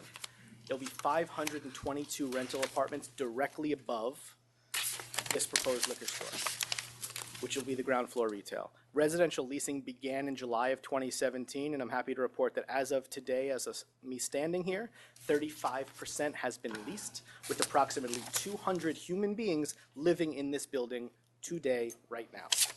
Full occupancy is expected by or before the end of 2018, with 600 total expected residents in this particular building alone. It's worth noting that this Domino Sugar Refinery redevelopment project is actually going to be 5 different buildings, plus a waterfront park. Some of the other... So this campus, as you call it, goes from the Kent building all the way to the water? Correct. And then down. So I'll kind of add point 2 of our request for reconsideration here, which is to emphasize the fact that this is meant to be just that, a campus. It's meant to be a walking community, an insulated walking community. Now, of course, there's no, fences, and it's not a prison. You can't prevent people from leaving. But the idea here is that they are trying to curate a community that can be insulated, and that's evidenced by the fact that the other retail tenants that have signed up for this space.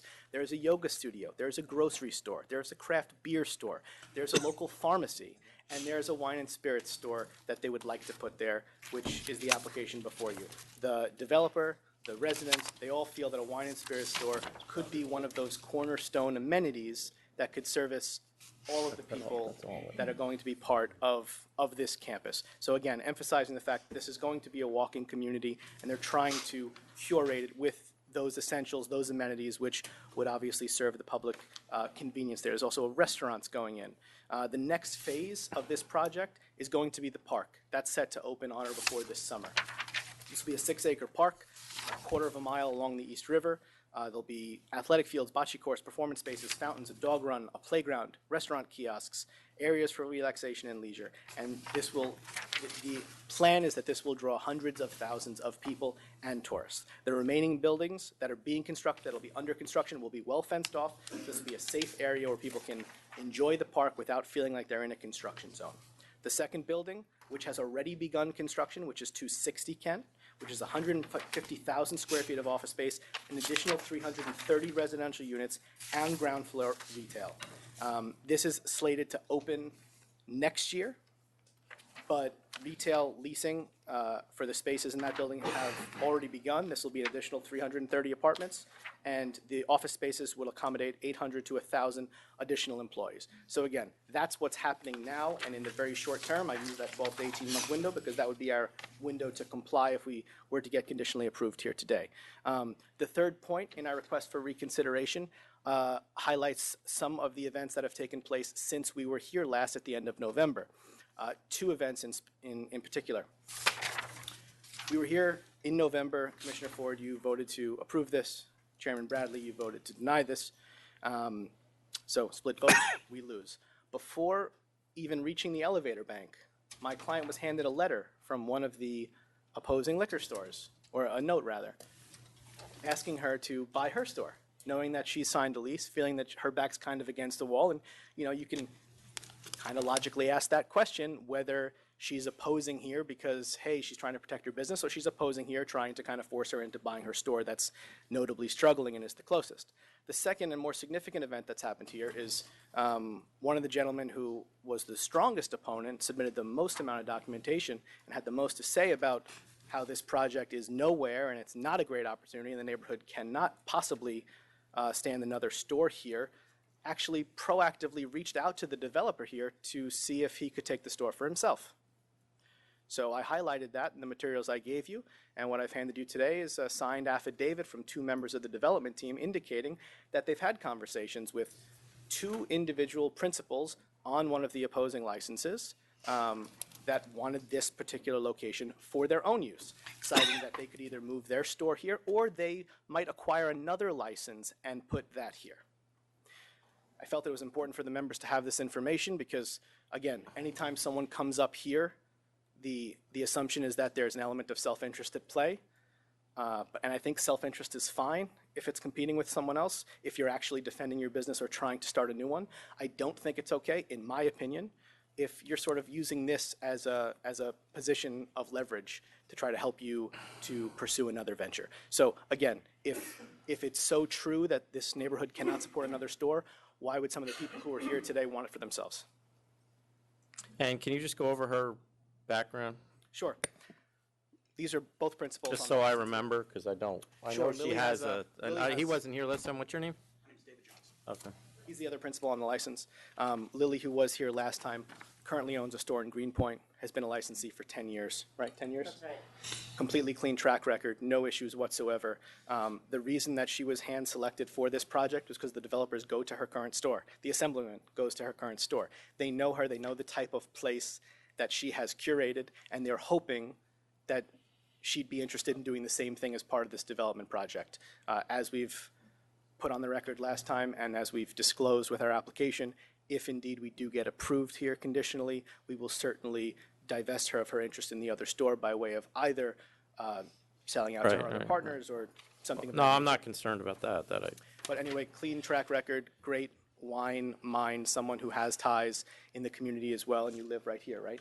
Yeah, I'm a block away from the proposed site. I live a block away from the proposed site. Okay. All right.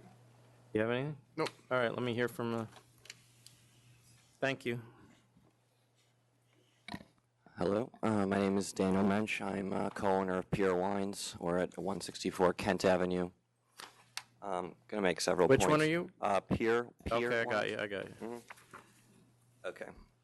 So in regards to the canard that there are all these new customers from this one new building, 325 Kent, can you show me gross numbers that are increasing for any of these stores?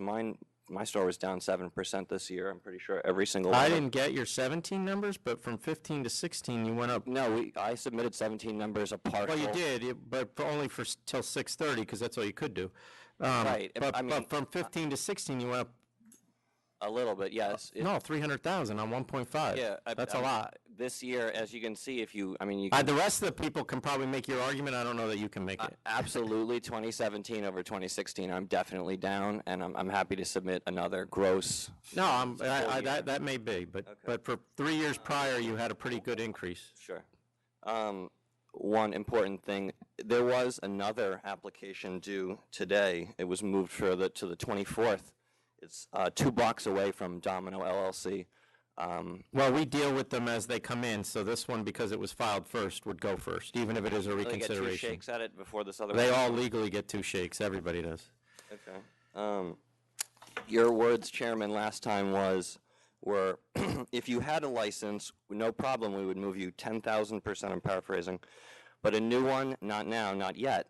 I'm not sure what has really changed in a month and a half. I'll tell you what changed is I got a phone call from the assemblyman who talked to me at length about the project. Sure. And indicated to me that my understanding of how far it was along and how quickly it was moving was inaccurate. And I know he knows his district better than I do. Sure. I mean, I also have lived in the neighborhood since 2003. I own and operate. I work at my store 5 days a week, except for today. So, you know, again, I don't know what the assemblyman's ties are to the developers or the development, but everyone is I very can tell you this assemblyman, none. That's fine. He's All the I'm salt of saying the is, earth. So. You know, look, the Domino Sugar Complex, like what we think of as the actual iconic Domino building, is still a husk of a building. This is just one building, 325 Kent, that is across the street on Kent Avenue. So yes, it may be the first that Two Trees, has developed, but again, we're very. Well, I mean, I think then the question is, given the time frame that I don't know. We'll be applying a year. Why not in a year and a half?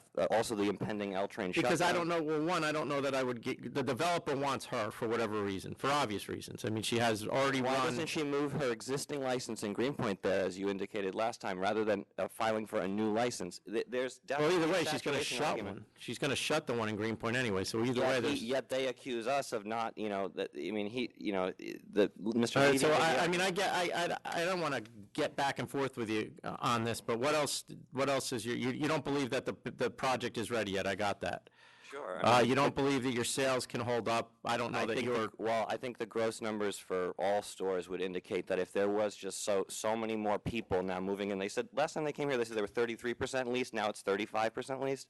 That's not even much of an increase. Well, it's only eight. And It's only 6 weeks. It's only not even 500 6 weeks. It's 4 units. weeks. 30% of 500 units isn't that many people. Not all those people are of age to drink alcohol. I mean, there just aren't the people in Williamsburg. I live there. I work there. It's I just don't think that there is enough to support. Last point that I'm going to make. You know how before you said that in regards to one of the licenses upstate that it's a driving community? Well, Williamsburg's a delivery community. 20% of my revenue is delivery. Now, Lily at her store, Dandelion Wine, a very successful store in the next neighborhood, Greenpoint, can deliver to 325 Kent. She probably does already. There are many other stores that do that.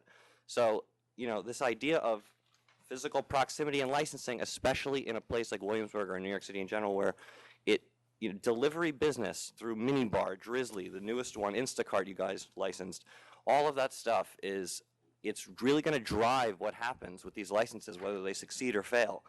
And I'm sure. And so you cannot license new licenses in the way that we used to, I feel like. I really want to stress this point. I mean, there's just so much overlap. Any store can choose to deliver pretty much anywhere, and as long as they have bikers or a car. So under that theory, then the argument would be that you're going to have access to all these people too.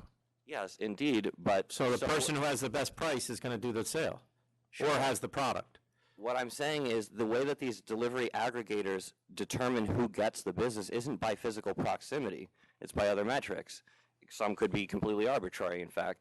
So, again, she can already access these supposed customers already. So, well, I think you're missing the point that this is a new development that is further along than I was led to believe, and under my by my own understanding, and that they want to have a variety of retail establishments in the place, one of which is a liquor store. And I don't know that that's unreasonable at this point. But let me hear from the rest of the people.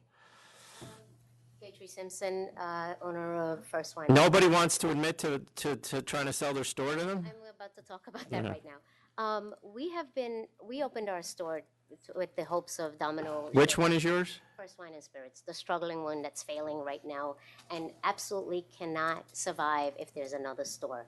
I have debts about $100,000 that I have to pay from operating. I'm going at a loss of $2,000 a month.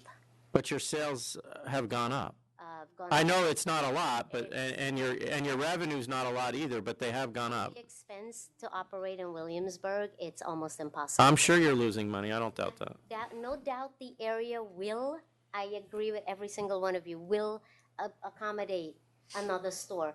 I just don't see the increase. I've probably gone up about maybe 12,000 in the last 6 months with this so-called 35% increase.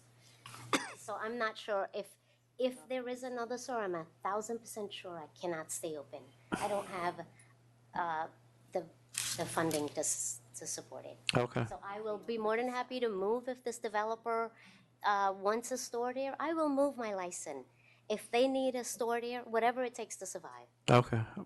I don't have anything to do with them, so for whatever reason they found her and him, I'm sorry. Well, I don't have an assemblyman either.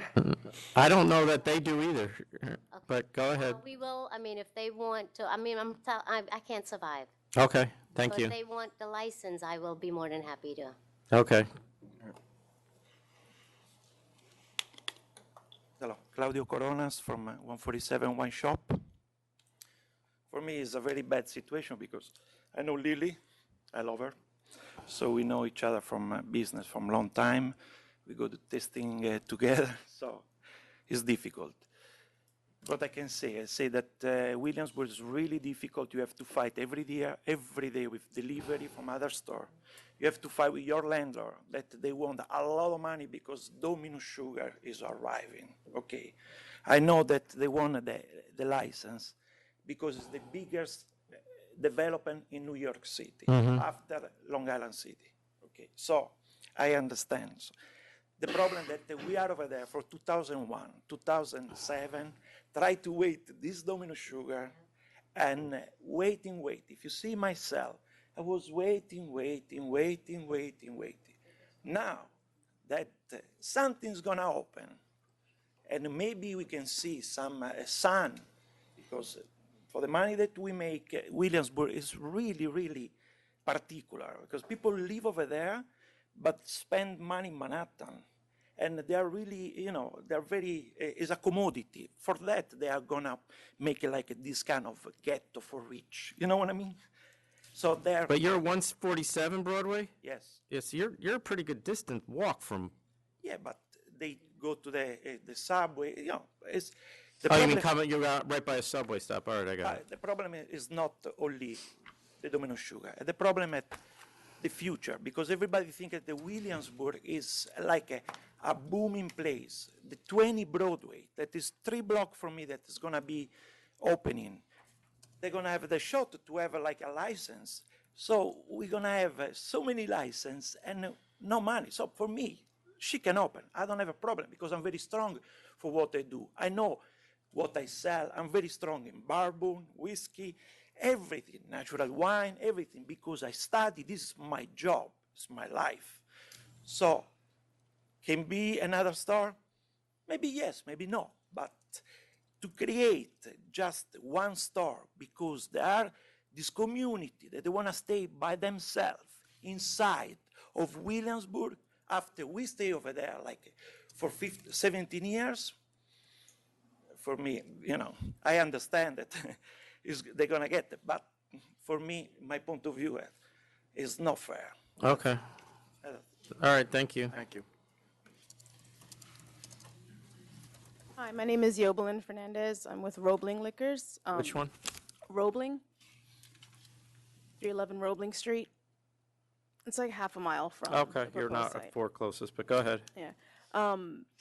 Nothing much new to add aside from the fact that we recently joined the delivery community in terms of online apps, and we just started about a week ago, and we already delivered to 325 Kent.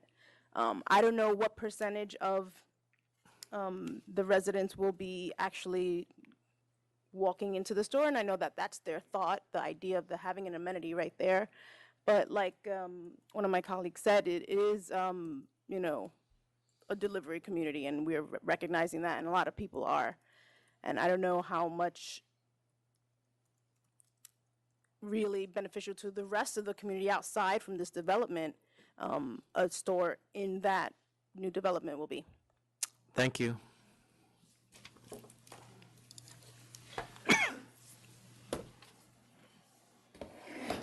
I'm assuming your vote is the same? Yes. Anything to add?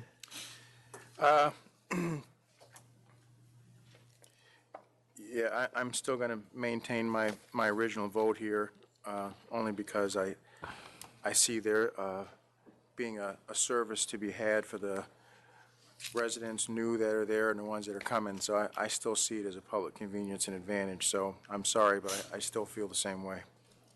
Yeah, I'm going to vote to approve as well, and there's a variety of reasons which are different than why I denied. One is it's clear to me that I was misinformed about the progress of this project, even though I was aware of how big it was. And I knew at the time, which I said at the time, that I think at some point there will be one there, but this wasn't the right time. Well, I have been informed that given the person that represents that district, he feels it is the right time. If I was going to do it, I should do it, because the project is further along. And two, I think there's clearly a public convenience and advantage once that project is up and running, which it's, starting to run now, to having a liquor store within that community. I think, your arguments all made sense, but the same thing's going to happen to the grocery store that is a third of a mile away. I'm sure they're going to put something in there for those people. The point is that they're trying to attract people to stay, to be able to get things for convenience in this area. And the liquor store is one of those things, and they have handpicked her to run it to her benefit, or maybe not. We'll find out, I guess. I would imagine you could also continue to compete with her because of the delivery, and it sounds like some of you already are. But based on that, I'm going to vote to approve. Thank you.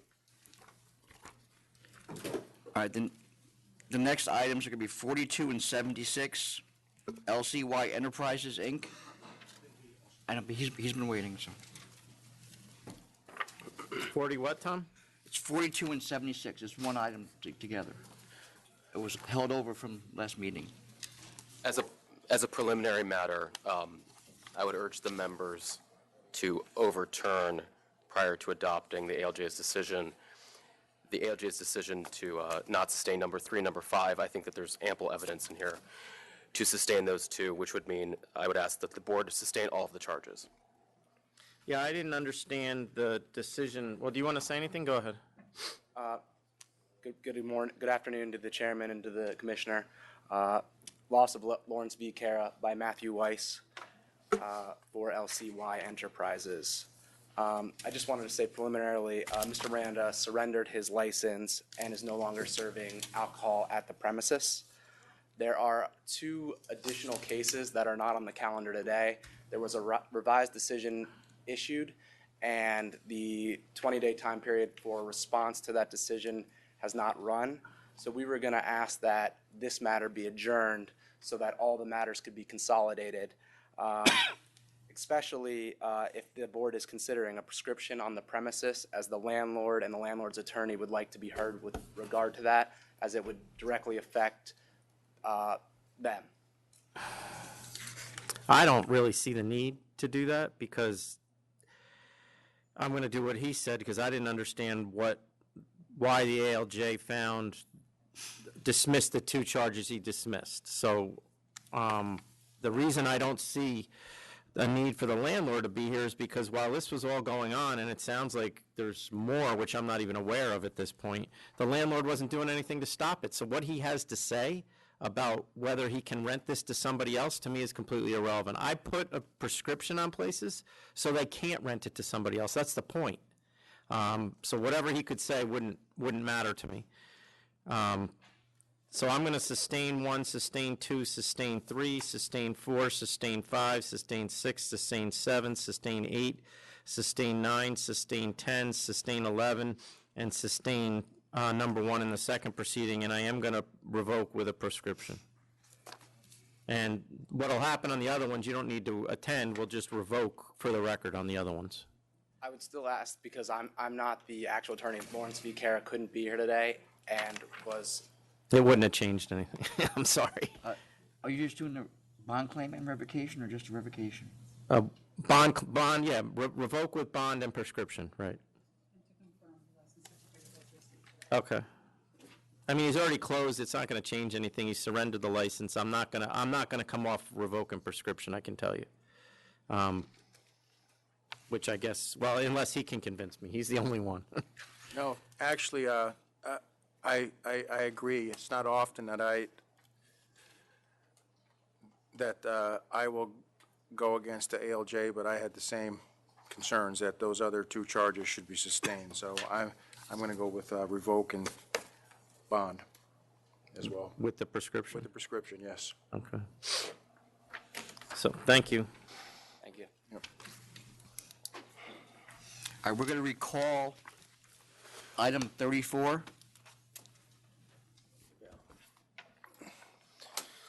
Hi, Chairman and everyone. Yes, and my client and I discussed further, and we agreed to basically accept the downgrade of the RW B&Y license. With all the stipulations from the community board as conditions of the license? All 11, yes. Okay. Yes. Thank you. I'd like to just make sure that those are read into the record, because there regarding this and very uncomfortable unless it's crystal clear what the stipulations are so that we don't have to revisit this again. You think that's going to mean we don't have to revisit it? I'm not. Clear on the record, it's not often, I think, that I say that, but that's So it's going to, the premises will be advertised and operated as a Thai restaurant with takeout services. That's 1. 2, the interior hours operation will be 11:30 a.m. to 10:30 p.m. 7 days a week. The premises will not operate as a lounge, tavern, or sports bar, or allow any portion of the premises to be operated in such a manner. The premises will not have televisions, is 4. 5, the premises will not permit dancing.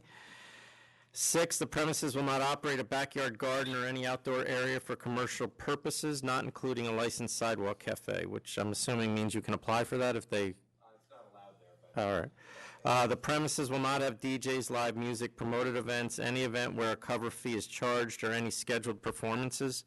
9, the premises will not have French doors, operable windows, or open facades, and will close all doors and windows at 9 p.m. except patron ingress and egress. That they'll get you for. Mark my words. We do. Yeah. 10, there will be no patron use of basement, and 11, there will be no unlimited food and drink specials, boozy brunches, or pitchers of beer. Okay. Good? Yes. I'll approve under those conditions. All good. Thank you. Thank you. Next item is number 43, Freeman Wine and Liquors, Inc.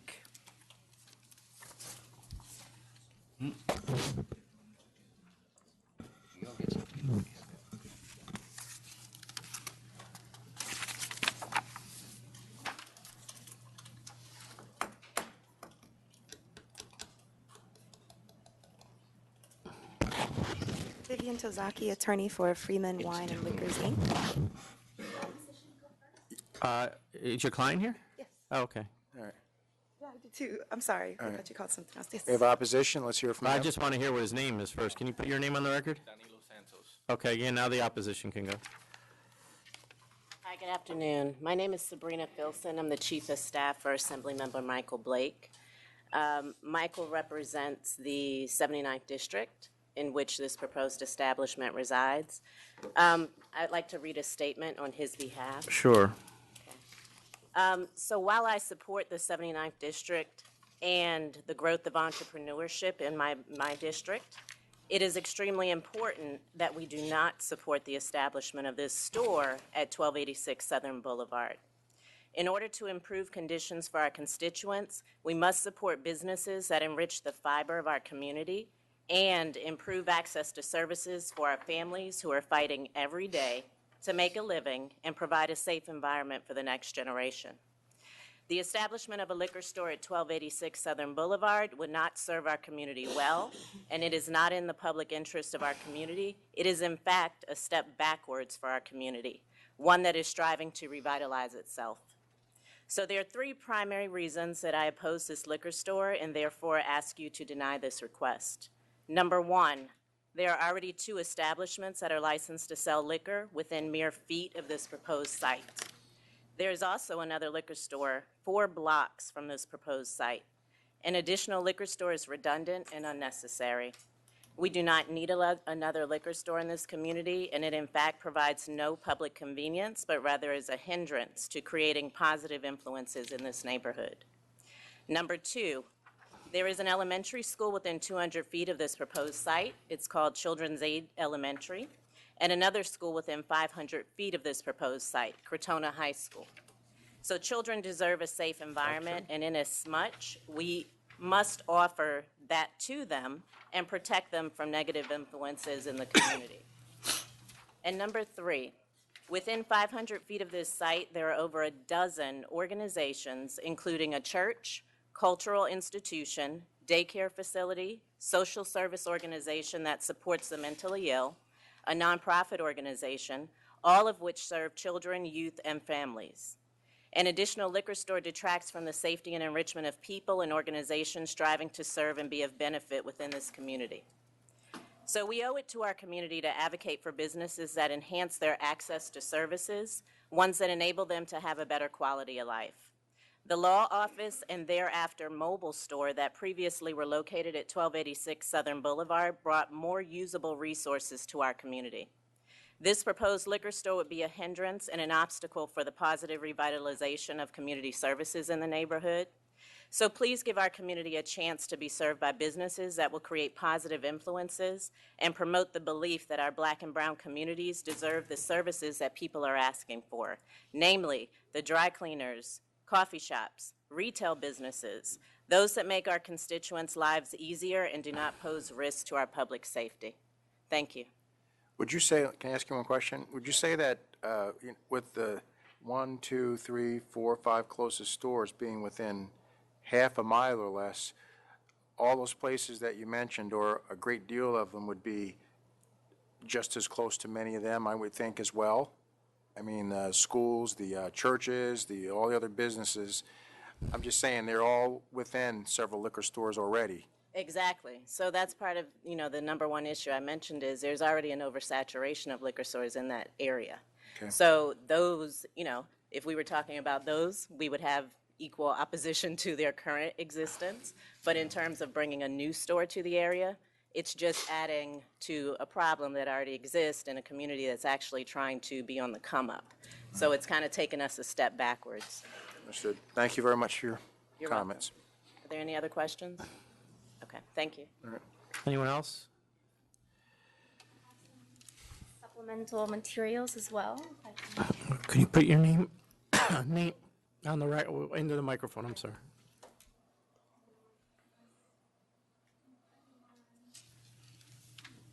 Thank you. You can take mine.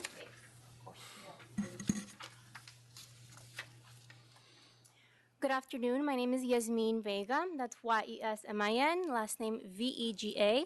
I'm here on behalf of the Women's Housing and Economic Development Corporation, WEDCO, a South Bronx community, economic, and affordable housing development nonprofit, and on behalf of the concerned Crotona Park East community members, to express our strong opposition to the granting of a liquor license to Freeman Wine and Liquors, the proposed locale being just steps from our award-winning affordable housing development that houses 128 families, including those formerly homeless.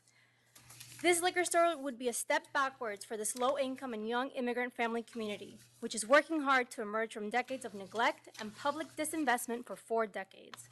The neighborhood's difficult past is evident in its declining public infrastructure, vacant storefronts and lots, and inadequate street lighting. For the past 10 years, WEDCO has been working on the commercial revitalization of Southern Boulevard with the support of New York City agencies and the community. We want to share with you some facts that we have learned from the community in this time. I'm going to skip the facts and ask you to continue. Well, the neighborhood consists primarily of families with young children who make up 70% of area households. The neighborhood remains one of the poorest in New York City and in turn New York State, with 43% of households living under the poverty line and are struggling with the impacts of poverty. The neighborhood's lack of basic businesses to support these families is evident in our primary research, which shows retail leakage at over 91 million. This data says the neighborhood... Ma'am, we have a bunch of things we have to get through, and those are facts that I'm sure are very important to your organization, but they're not really something that we consider when concerning whether we have another liquor store or not. Well, the neighborhood... So what we want to deal with is whether there is a public convenience and advantage to putting one there. If you have arguments in that vein, then certainly make them, but... Or not. Right. Yes, so... Well, of course, that this would be a hindrance to the community, and it's not in the community's interest to open this liquor store. Why? Because 43% of those that we surveyed through commercial district needs assessment say that safety is their top concern. Liquor stores tend to bring illicit activity, unwanted attention, loitering, especially in a vacant lot that is located right next to this proposed store. Its community members to serve entities that would enhance their neighborhood's vitality and harness its economic potential. And none of these, in this data, these numbers that have been rung up, not once do liquor stores come up under the needed retail needs. The liquor store stands within 500 feet of existing SLA licensed establishments, social service agencies that help the needy, houses of worship, new schools and child care facilities, parks for children's play, long-standing mom and pop businesses, and hundreds of affordable housing units. It will deter shoppers who patronize area mom and pops and repel prospective businesses. And while we recognize the need for new businesses in the neighborhood, not businesses such as this one who look to extract from the community, not enhance and benefit this young, family-oriented community. So I'm here on behalf of WEDCO and other advocates for a successful Southern Boulevard area to urge you to deny a license to Freeman Wine and Liquors. Okay, thank you. Thank you. Any questions? Nope. Good afternoon. I think the best way to begin with this application is to allow my client a moment just to shed some light on why he chose this location and his experience in the industry. And then I'll go over gross sales, location, what makes his store different from the others, and Okay. The community, which I was born and raised in. Identify yourself, please. Santos. Thank you. Okay, I lived for 11 years in 922 Barretto Street, which is adjacent to Southern Boulevard. 1133 Simpson, which is a block away from the proposed liquor store. That's where my aunt lives. I have a cousin that's a detective in Simpson Street. I'm very familiar with that whole area. There's nothing you can ask me about that area that I don't know. There was a other liquor store there before on Jennings, 911 Jennings. He was an older man. He retired. Just let it go. The school that's opening, the charter school aid, which I actually signed up my kids for. Hopefully they get in for that same purpose, that I know the area is changing. The area has a lot of new buildings. So How far is that school? that school is 220 feet. Once I found So that should have been on the application. There's two locations. So the on one side of the street, there's the high school portion, and that's Crotona Academy. And then on the other side of the street, and I really want to make this is clear because if you look at the I'm not saying it's under 200 feet. I'm saying, though, if it's under 300 feet, you're supposed to put it on the application. well, right, and especially because it's an attorney certified application. And if you look at the date when I did my attorney certification, it's September 29th. The school opened October 10th, and on the day that I went out there and did my attorney certification, there was no indication that this was going to be the primary school for the school across the street. Oh, okay, okay, all right, I believe you. Picture that shows the construction going on outside, and there was no indication. And we were, let's see, here it is. If I may show you. This is what it looked like when I went out there. And even still, even without signage and being unsure, we still did the measurements just to make sure that portion was over Okay. 200 feet away. I just want to make sure because it is an attorney certified application. Are you good? Yeah, if you guys have any other questions. Well, why, you're going to be bulletproof, I assume? Yes. And everyone around you is bulletproof. So, you have 1, 2, 3, 4, 5 stores within a half a mile, all bulletproof. I'd like to. I'm assuming they're all bulletproof if I'm wrong, but if they're not, then that's even worse. So why did we need another one smack dab in the middle of this neighborhood? That's where okay. They all seem to offer the same thing. Yeah, but you're bulletproof, you're offering the same thing. Well, No. what I bring to the table is that I don't stick to the simple fact of having Georgie or Bacardi or the same national brands. These are all places that seem to stick to the same formula, and they're just stuck in their ways. An area like that that's up and coming and changing a lot and has so many houses, they ask for different things, different wines that other stores in the Bronx don't carry at all. And we made a list of this. And that may be, and if you were coming here and telling me I'm going to have an open store and I'm going to have this vast selection of wine that's not available in any of these stores, including 10 more that are also outside this area, I would probably buy into that. But, I mean, people that shop for that kind of product, they want to touch it. They want to go see it. They don't want to come into a bulletproof store and then look through the glass and decide that they're going to get it. I mean, that's just my view. May I point Sure. out in regards to, may I go through the stores? For example, let's start with S&S Liquors Corp. This store, I think I'm starting with this store because it opened on your sheet. It shows that it opened in 2015, and it shows a decrease in gross sales. So I'm assuming that's a problem. But No, it doesn't. I mean, I don't know whether it shows a decrease or an increase because it's only had one full year. well, let's just say if we were to double that, and then I You know don't that double not it, hitting you the actually, holiday you actually season. move it probably to 65%. So you more than double it. Well, So it's probably even if- pretty close to what it is. Even if it didn't double, let's argue that it did, let's say they did decrease, then still, this store, if you look, only 507 feet away, there was another store, it closed down, effective, Which one? it's serial number 12757. What's the name of it? 1067 J&L Liquors, Inc. Oh, okay, that's different. Well, Right. That's not one of the ones open, but Right, that, it's not, and that was their competitor 500 feet away. That store closed. See, he knows the history of the neighborhood. So when you're going through and you're seeing this stuff about the gross sales, he can tell you exactly why the gross sales are what they are. If, so their competitor. but when you take them all together, the gross sales, they're not going up. And I don't want to take them individually, I want to take them all together.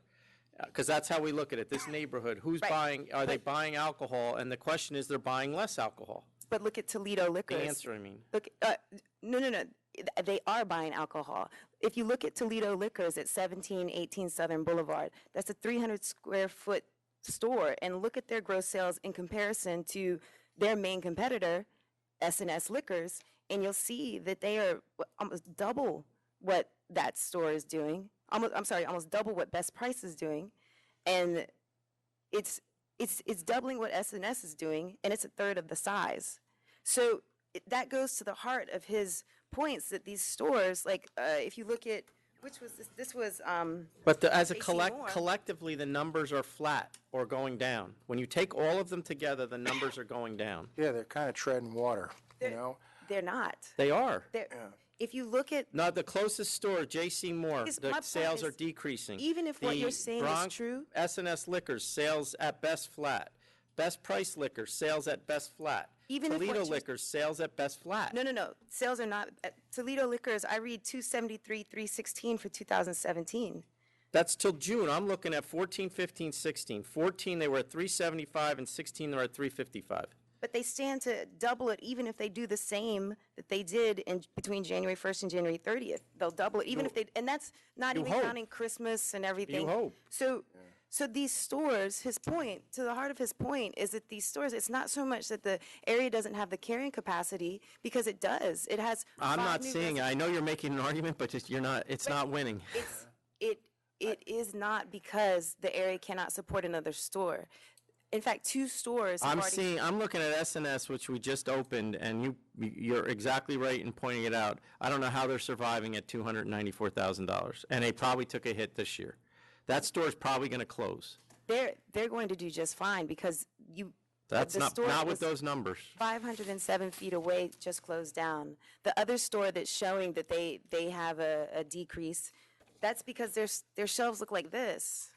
They don't have any inventory on their shelves. But once again, we're back to the fact that this is bulletproof, and all I see is adding another store providing the same services that these other stores are providing already. Not providing the fact the that you're same going to service. carry some different products that nobody can touch doesn't really help me. He's carrying products that the community asks for, that the community wants these products, and he knows because he has significant experience. He owned a liquor store before. I know. And what happened? Why'd you shut that in a year? That store, when I first opened it, it was meant to be the same formula of, bringing something different to the area. I experienced a lot of bad luck there, because right after I got approved here, there was a fire next door in the discount store, which stopped me from opening for about 8 months. So I didn't get to pick up the license until a year later. Yeah. When someone came in and offered me a way out, I took it. Yeah. So that's not the plan here. You're not going to go. So you sold that store. Yeah. And is that what's going to happen here? Here's my problem. I have the same problem as the chairman has expressed it's just another bulletproof store, like, it's just one more of the same to me. I don't care what your wine list is, or your inventory list, it's just one more of the same. I mean, if you were coming in before us to not be a bulletproof location, I would probably look at this differently, but I'm not seeing it. And maybe the people that are against it would look at it differently too. I don't know. I can't speak for them, but generally, if you're focusing on wines and you're going to specialize in stuff that is not available in your community, they might be more apt to do that. But I don't know. No, I'm not doing that now. You're going to have to go reapply. But I'm going to deny. I don't see any public convenience and advantage. And you seem like a great applicant, and I feel sorry to do it too, but I'm going to vote to deny as well, Try another plan. Come back without the bulletproof glass. All right, the next item is 49, El Tahor Bar and Restaurant Corp. How did this? Oh, I see. Okay.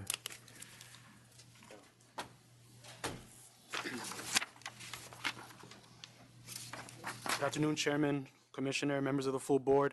I'm Argelio Rodriguez on behalf of El Tahor Bar and Restaurant. I'm here with the principal, Jesus Anzures, and I'm also here with Mohammed Sissoko, who was the main security on the night of the charges. I want to apologize to the full board. On this case, it's marked as a default. It turns out I accidentally sent the fax with the plea, the notice of appearance, and the request for pre-hearing discovery to the incorrect fax number. I mixed it up with sending it to the New York Department of State. Do I have the fax? I have that fax confirmation. Can you see it to me? If you need it. I mean, can you show it to me? Yeah.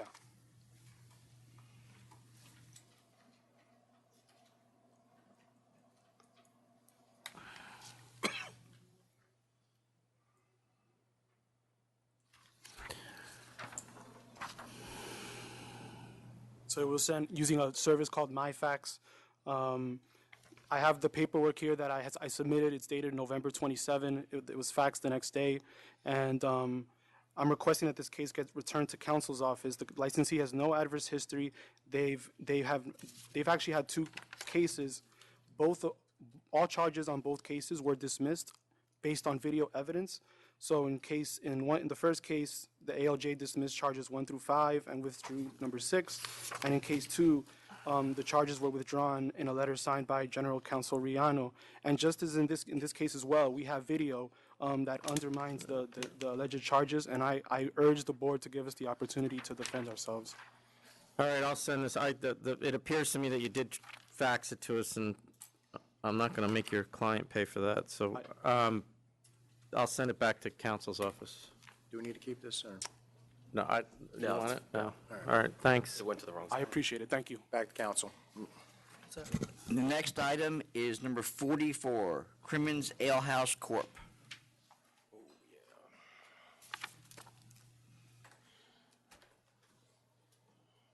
Good afternoon, everybody. Neil Vasaki for the applicant, Crimmins Ale House Corp. Happy New Year. Before we get started, I'd like to just check to make sure. We had 3 letters of support that were sent up Friday. I'd just like to make sure that you have them, one from. They got them. Yes. Okay, great. And in addition, I'd just like to, for the moment, because something was in the advance. May I approach you? Yeah. This was just a nice little write-up in the advance, coincidentally several days ago, so I just thought you may want to see how the place was refurbished and how nice it looks now compared to what it was. Real quickly, the community board is totally on board. There's no 500-foot rule hearing. The applicants, Mr. Crimmins, his wife and his son, just outstanding people on many different levels. Mr. Crimmins here is a retired police sergeant. He, along with his wife. So I don't need you to get in all that. Yeah, right, so What's he going to do security-wise, just to make sure this doesn't turn into what it did before? Well, so last time, basically, it just strictly, I think Mr. Zerla was the applicant from what I remember, and that was just pretty much a local pub that catered to basically, younger, what turned into be thug-type individuals who engaged in drugs, and ultimately, 5 years ago, the license was revoked. So here we have Mr. Crimmins, basically, who along with his police experience, and being a model realtor. He owns one of the biggest real estate companies on Staten Island, along with his wife, for over 10 years. He employs over 150 people. He's from the Westerly neighborhood. He was born there. He raised his family a few blocks away. Unfortunately, his mom just passed a few months ago, literally blocks away from the establishment. He basically knows everybody in that neighborhood, and that bar, Tavern, is simply going to be a place for families and mature adults to go, to socialize, to engage in all kinds of, discussions about different businesses. I mean, he does a lot of charitable fundraisers. All right, so I'll, He's an amazing gentleman. As a matter of fact, I personally stand by him, and it's really a blessing for the community. did you tell him that? He doesn't know that yet. Might want to ask him first. If he wants that help, yeah. It's a model. 1 o'clock during the week and 2 a.m. on the weekends? Yep. And the music situation is what? No amplifier, just kind of. So just live acoustic and then just background recorded? Don't even plan on anything at all. Okay, I'll approve. And no With relation. those hours, 1 and then 2. No relation to. Yeah. No relation to the previous owner and all that kind of stuff, No protest. Before that, was in business for 40 years, a woman, Emily, it was Emily's Keyboard. Yeah. And she was an amazing woman. I knew her. So she has blemish free record. So, yeah, I see your pictures and stuff. It looks like a really, really nice place. I'm going to prove it. If I'm ever from Staten Island, I'm going to stop by. And thank you for your service, by the way. All right. Thank you. Have a nice day. Take care. Next item is 77, ABV New York LLC. I gotta go fix my hair and my makeup pretty soon, okay? So, going down. Good morning, Harry Callion. I'm the counsel for the applicant for the licensee, ABV New York LLC. This is a request for reconsideration. As a preliminary matter, what the SLA portal isn't, it's not updated.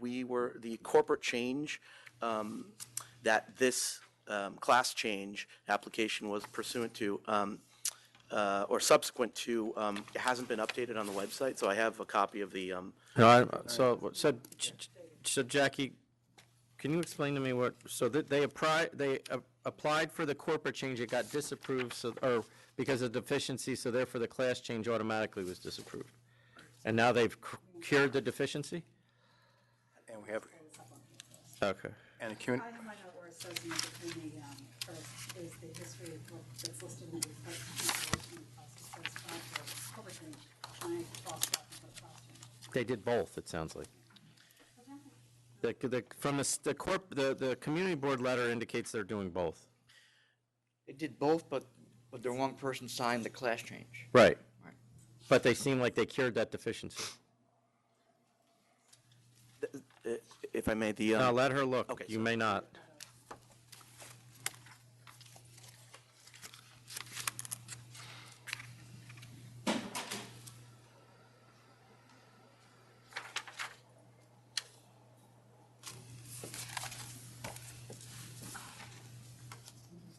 Yeah, we've already taken care of the corporate change.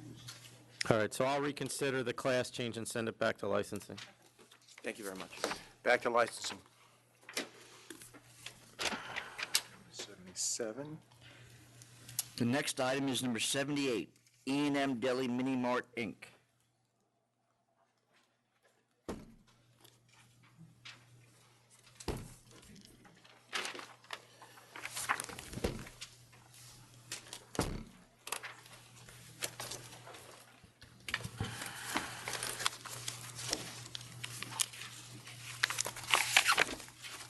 Another one. You comfortable with this?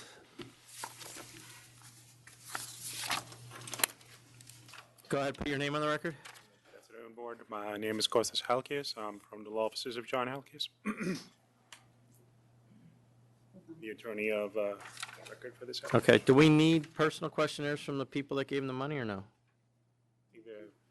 Okay, so I'm going to grant the, grant the reconsideration and send it back to licensing. You are going to need personal questionnaires to fill out about the people that did loan them the money.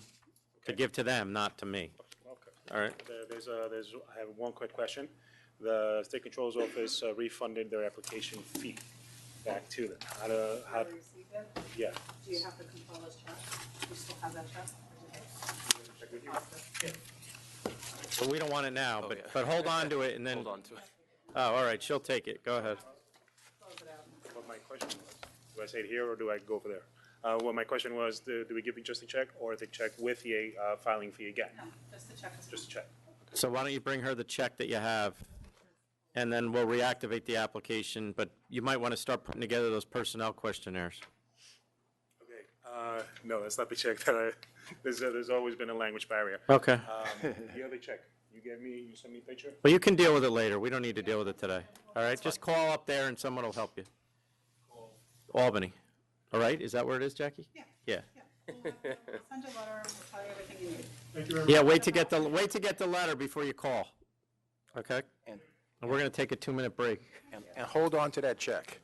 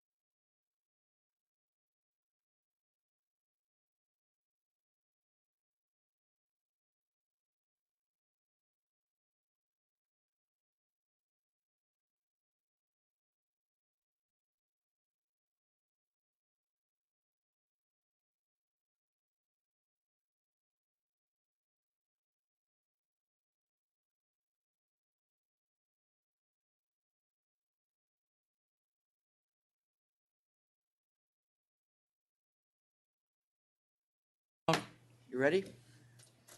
Okay, we're back on the record. The next item is number 58, Big Lee and Sasha Inc. Say the number again, Tom? 58. Mr. Pilillo's working his way up here. Oh, yeah.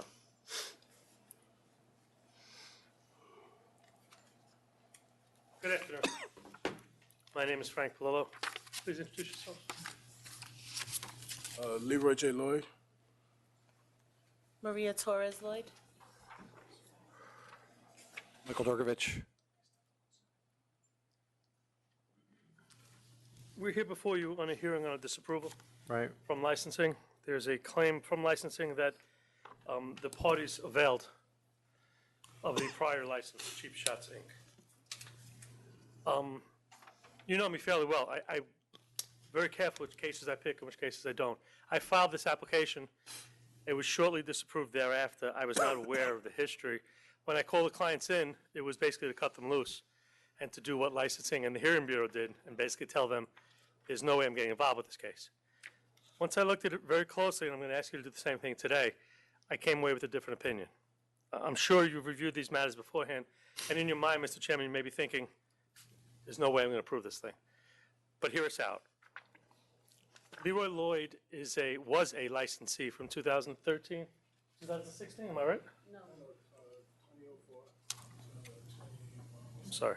So licensee for 3 years. He never had a disciplinary issue. He's well aware of the licensing laws.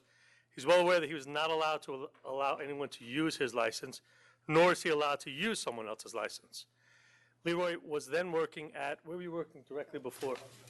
At Hogs and Heifers, where he had a following. Somebody come up here with me.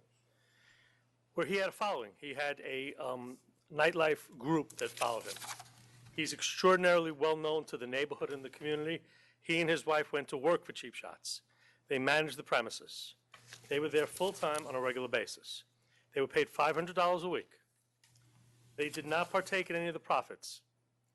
They subsequently, after their managing the premises for a period of time, entertained the offer of purchasing the premises, and paperwork was drawn, a contract of sale was drawn to purchase the premises. This was in 2015. They went to the community board. They were approved by the community board, Community Board 3. At the end of the day, Cheap Shots lost their lease. During this entire process, Cheap Shots was evicted. They didn't know this. The thing that they were buying didn't exist. They managed the premises for All a right, certain... so they're buying Cheap Shots, which is a bar restaurant. Correct. And while that's going on, that bar and restaurant's being evicted without them knowing it. Correct. And on Which had top to of have already that- been happening. Sorry? Which had to have already been happening, When they walked in. right, The process had been going on. which nobody told them. Nobody told them. So what'd you do, go there one day and the place was closed? No, actually, the evictions take longer in New York City than you would think. Yeah, I'm sure. So, Oh, they take long everywhere. so it wasn't that simple, even a commercial eviction. But on top of that, at the same time, Cheap Shots Corporation was dissolved by the state. It didn't even exist. Cheap Shots had basically nothing to sell us. Had no lease and they had no corporation. At the end of the day, But he had a license after he purchased the place. sorry, He had the Cheap Shots license after he purchased the place. had it? Oh, it didn't come with the liquor license. You didn't buy the corporation. No, we did All not right. do a corporate change, fortunately. The bottom line is that these people worked hard at this place. They're not off the street where they don't know anything. Lee's very, very savvy as to what he can and cannot do. He did not avail that license. He operated that premises for those people without question. He foolishly put his name up on the place, which would help him bring that crowd in so that everyone knew that Big Lee was there. Okay. Point is that they were trying to bring someone in. They're standing here today because they've hung in with this location, I think, for nearly 8 months. They have continued to pay all the obligations under the lease. They have impressed me with the way that they're not just turning their backs and saying, okay, we got caught. They've insisted from day one, we didn't do anything wrong. Now, I've So explained to them. I'm not following this. they're both working there $500 a week. Correct. While and during that period of time, they decide they're going to buy it. Correct. And at the same time, the owner's being evicted without them knowing it. Correct. And why is he being evicted? Lack of rent? Lack of paying the rent. And- That's schedule. So then they end up buying it. No, never purchased it. Oh, so they're evicted before you ever purchased it? Correct. And then you signed a new lease for this place? For the Correct. same building? Correct. But you were serving people while the license was up under the old place. When you were working at Cheap Shots, you were serving the people and they weren't licensed, correct? Why is there allegations that there's a paper license up? They didn't know that the Cheap Shots people put a copy of the license in the frame. Oh, so even though it's a copy, they were currently improperly licensed, they just didn't have the right license up? Correct. They didn't know Cheap Shots didn't leave the And license. then when Cheap Shots was evicted, you obviously lost your jobs and moved on, and then leased the place. And struck a deal with the landlord, agreeing to pay. So are you following this? Am I on that or no? They agreed to pay the Cheap Shots landlord the $40,000 that Cheap Shot owed just to get the opportunity to go So back then into I'm the not, place. can I take 2 minutes then?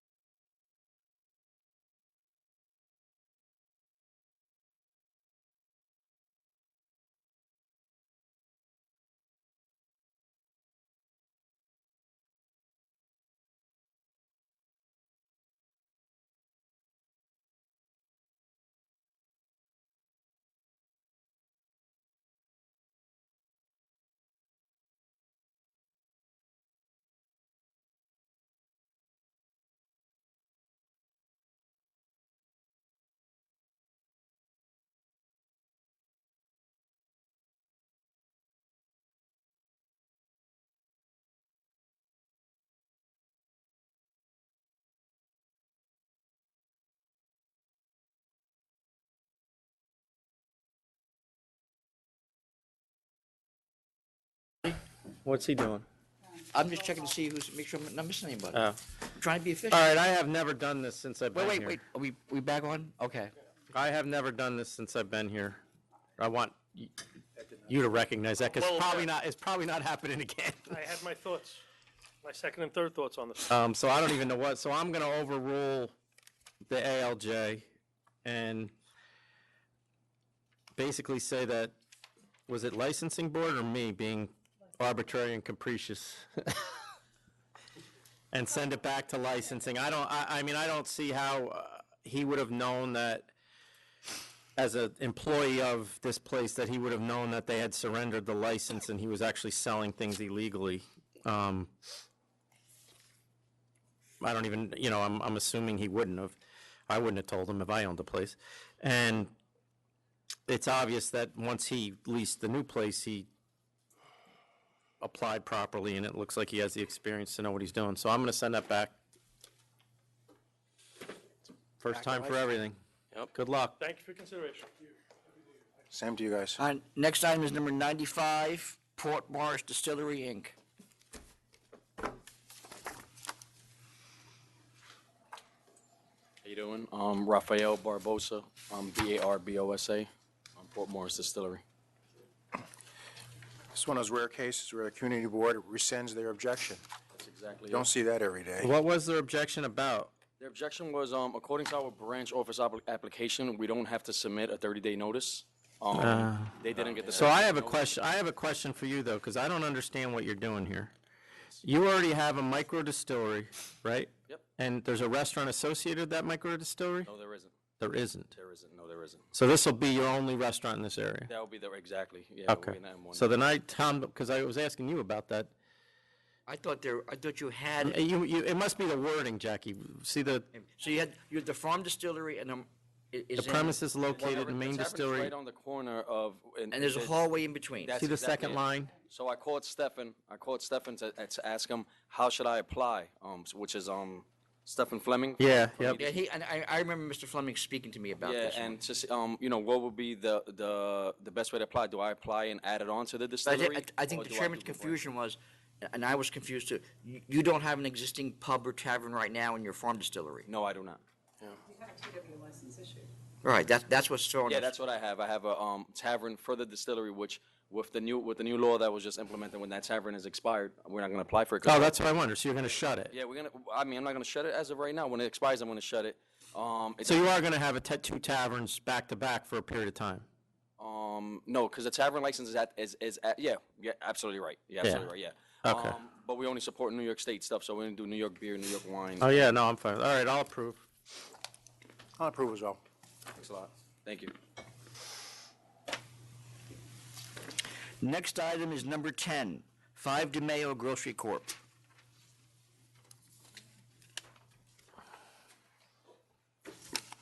Good afternoon, Board.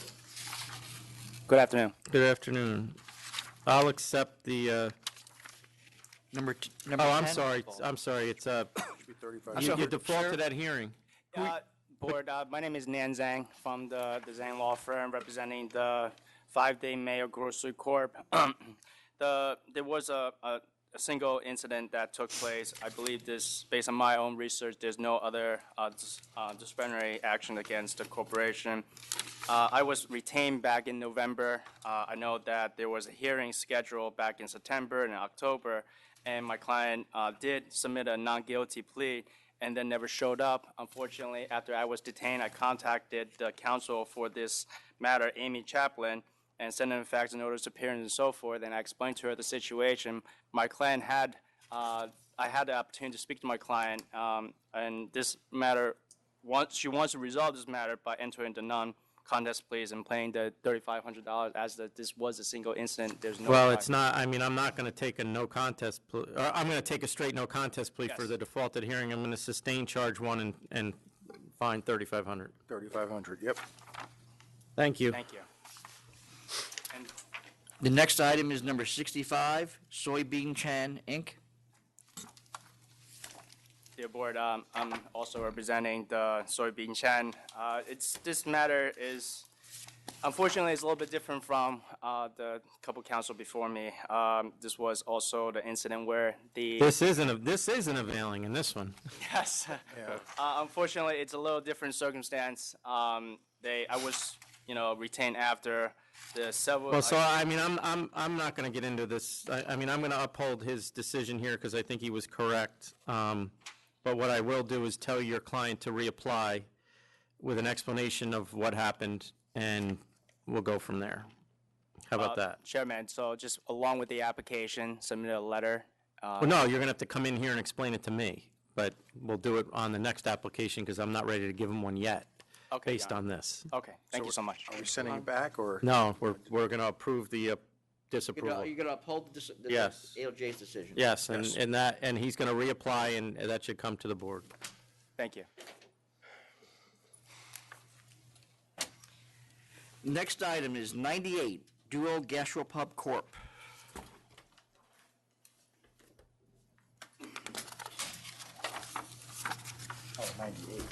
Good afternoon, board members. My name is Renan Mazora. I'm the accountant and expediter for this license. My name is Claudia Rodas. I'm president of Duo Gastropub. Anybody from the community board here? So they're not in agreement with you here. It just says you failed to respond to their request to meet. No, we went to the 500-foot hearing, and what it was is originally. That's not what but you're supposed to go meet with them first. Did you ever meet with the community board before the 500-foot? Yes, we did. Because they're saying you didn't. Okay, I thought at the 500-foot Oh, hearing we addressed that. Oh, no, you did meet with them, I see, I'm sorry. Thank you, sir. But they asked you to come, they asked you to come back after construction was complete. Construction is not completed. Still not complete? No, the whole building was knocked down and rebuilt, and they don't have the COO. They're in the process of finalizing and all that, so until everything is totally completed, we didn't need to go back. Now, we did speak to the community board, let them know that we're going to put the application through. Originally, they I had- don't, why did they want you to come back? Honestly, sir, I don't know. It's a brand-new place. We... You had diagrams and everything for Yes, I them? did. All right, I'm not going to make you go back. That's ridiculous. I mean, you went once. They should have dealt with what they needed to deal with then. That was back in June. Yes, sir. What are the hours of this place? It's going to be from 8 to 12 every day, 8 a.m. to midnight. You're doing breakfast then? Breakfast, lunch, and dinner. What's the music? The music is going to be varied, but it's going to be TV. They're going to have karaoke, and they may have a DJ if you have a party or something.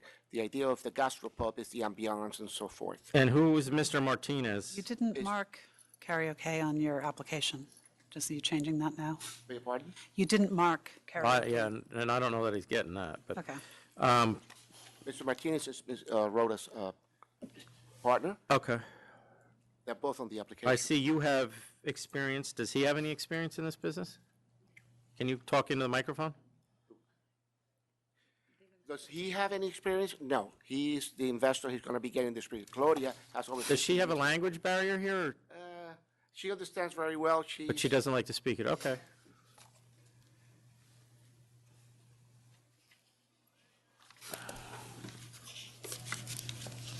Why do you need all this music? DJ, jukebox. I mean, the jukebox I don't really have a problem for. Why the DJ? It's just for the ambiance on the weekend, and not necessarily all at the same time. You know, it's just trying to attract people. The restaurant, or the gastropub, is on 75th and. But when I see a gastropub, I think hamburgers, French fries, TV, watch sports, maybe some music from a jukebox. I don't think DJ. It's not going to be a sports bar. I get that, yeah. but that you know, you're for lack of a better term, you're talking about an Irish pub, but without it being Irish, right? And I don't see too many DJs in Irish pubs. You can speak. You tell. She says the DJ would be only if you have a private party and things of the like. If we can, if it's the wish of the board, we can make that distinction that there will be no DJ unless they close the place for a private party, and if the person wants to bring it. They did want to have karaoke, though. I don't know about that either. All right.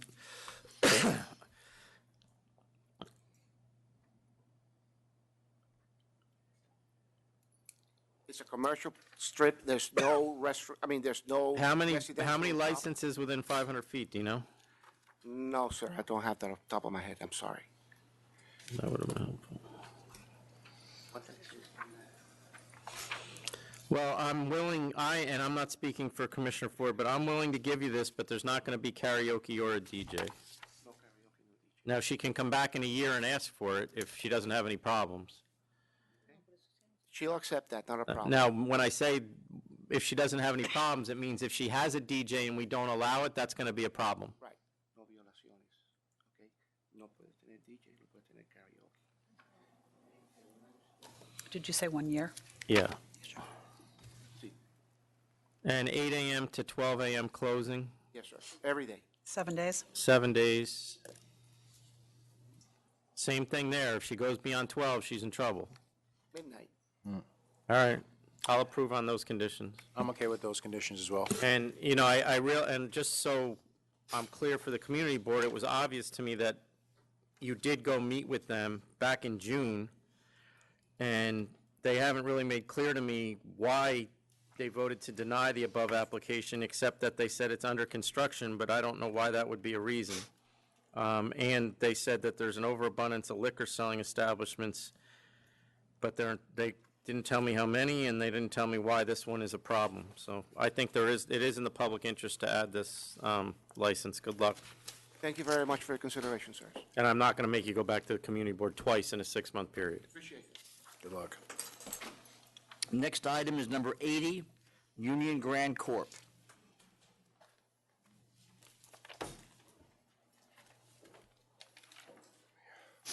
Hello, Happy New Year. Here, my name is Marek Shved. I'm here with Abdul Rashidi for Union Grand Corp.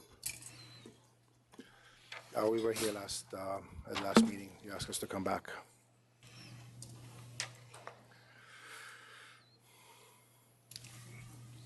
So he doesn't know, does he know the previous owners at all? Izzy, right? You know Izzy. Into the microphone. Izzeddin Saidi. You say that again? Izzeddin, Yeah, how do you know him? 6 months. Is he involved in this business? He's involved in the business with you? How? No. I'm sorry. He I'm doesn't. sorry in little language. Yeah. So he is or he isn't involved? He's a seller. All right, so he's involved as the seller. Yeah. All right. If he's involved with your business, that would not be good. No. And do you know the former applicant? Thank you. Did you know someone else applied and we disapproved them? I don't know if he understands.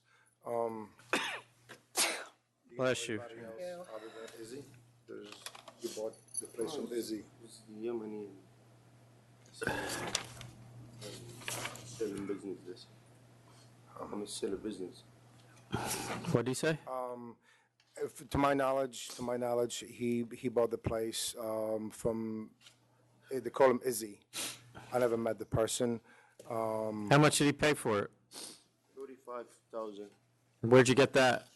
I give you 2,000. Another one to give you a payment. You gave him 2,000 and now you have to give him payments every month? And who you paying, Izzy? Izzeddin, yeah. So who's Anwar al-Salami? Give me a license.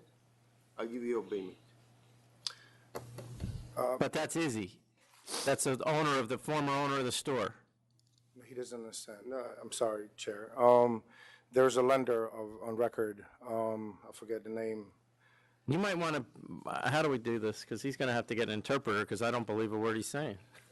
Then We're going to have to adjourn this and get an interpreter because he's going to have to talk to me because I don't, he's not talking through you, you're talking to me, and I don't know whether you're telling me the truth either. So what language does he speak? I was Arabic language? Arabic? How do we go about that? There's a process. We'll take. So we're going to have to adjourn this and you're going to have to come back in 2 weeks, right? Are you? Yes. Because I need him to be able to answer these questions. Yeah, it's not clear to me either. I'm not sure. I'm not saying anything other than I just don't understand. Okay, my bad. If we need some more specificity about what language, I'll be in touch with you about that, okay? Yeah, we'll get the interpreter, but we may have to call you to find out exactly what dialect or whatever he's speaking. Okay, that's fine. I mean, I'm on record. All right. Yep. What's the date, Tom? 124. Okay, 124. Okay, thank you. First over of the year. I'm gonna make it all day without one. Won't be the last. So. Number 8, I know someone was here for the Sal's Restaurant Bar. Did she leave? All right, I'm guessing she left. No, is she here? She was here. Who? Gladys Fonseca? All right, go to the next one. Is that Gladys? Who's back? Come on up, Gladys. We've been waiting for you.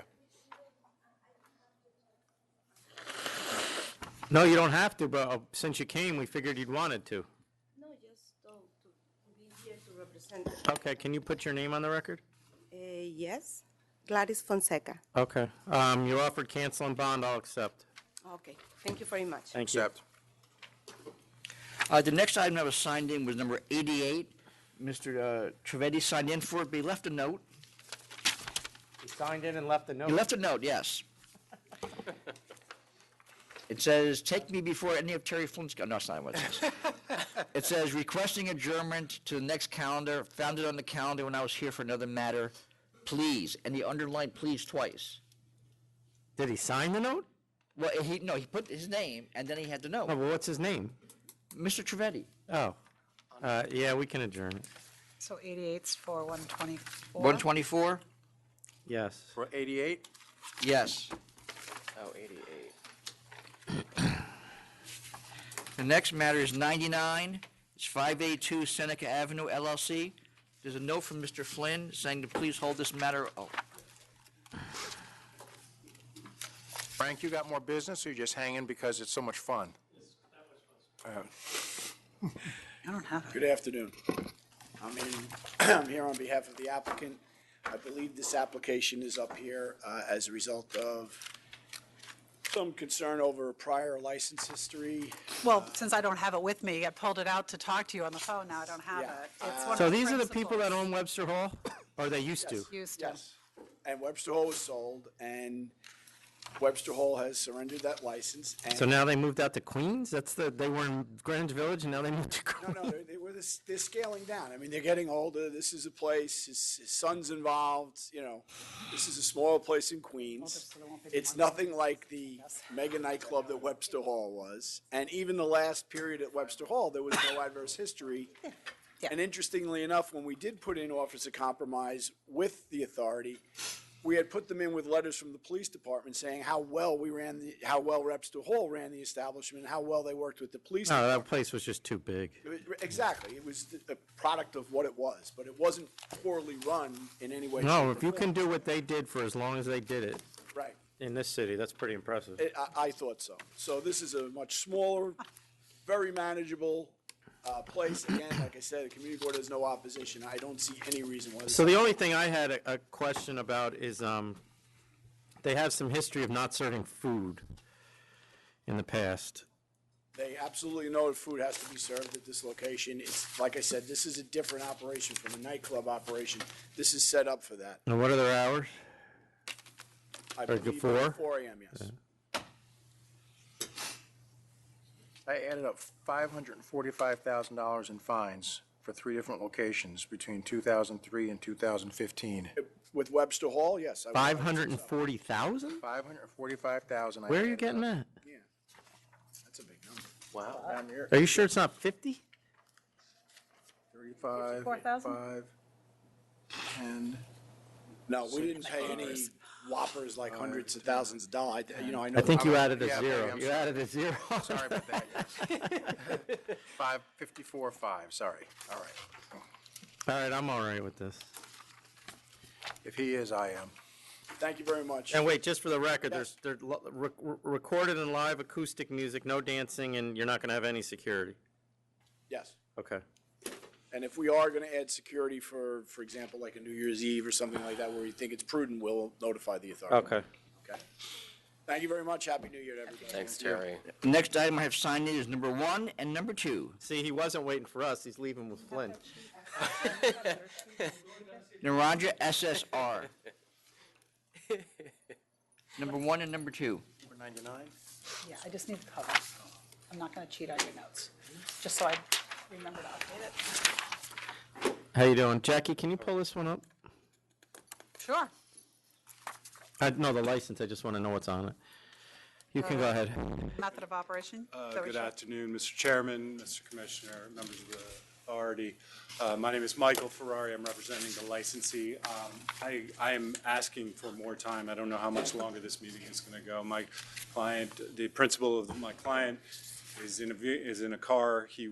It was our intention to be here at 9 this morning, but a sick child had to stay home, and I mean, I don't need him. Well, we still have more to go, so you can sit if you I'd want. rather him be here. Yeah, all right, if go you ahead. have something else to do. All right. Okay, I'll let you know when you'll probably. Particularly were you looking up? What's DJ, not- promoter, All right, all that stay stuff, yeah. allowed? It's in the other system, but I think I can get it from this. All right, Tom, Shall we next. move on? Yeah. All right. Number 3. Number 3. Maybe not. I don't have number 3. Three. Sustain 1. Are you kidding me? We went to hearing on this. 500? 500.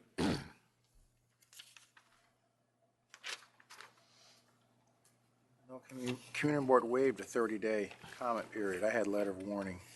They always do, though. They're They waive it. Statutorily, they can't. Yeah, they can. Oh, really? They waive, yeah, they waive It it so doesn't that we change can the issue fine. it sooner than waiting the 30 days. 500 it is. Number 4. Dismiss 1, dismiss 2, sustain 3 through 6, 7,500. Because they've only been open 8 months. Number 4? Yes. Number 4.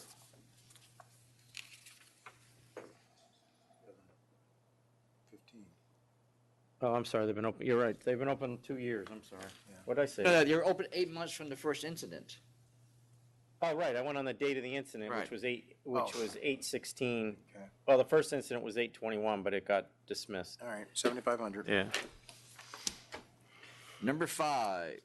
Dismiss. Dismiss. Charge 1. Number 6. I'll accept. 750, accept.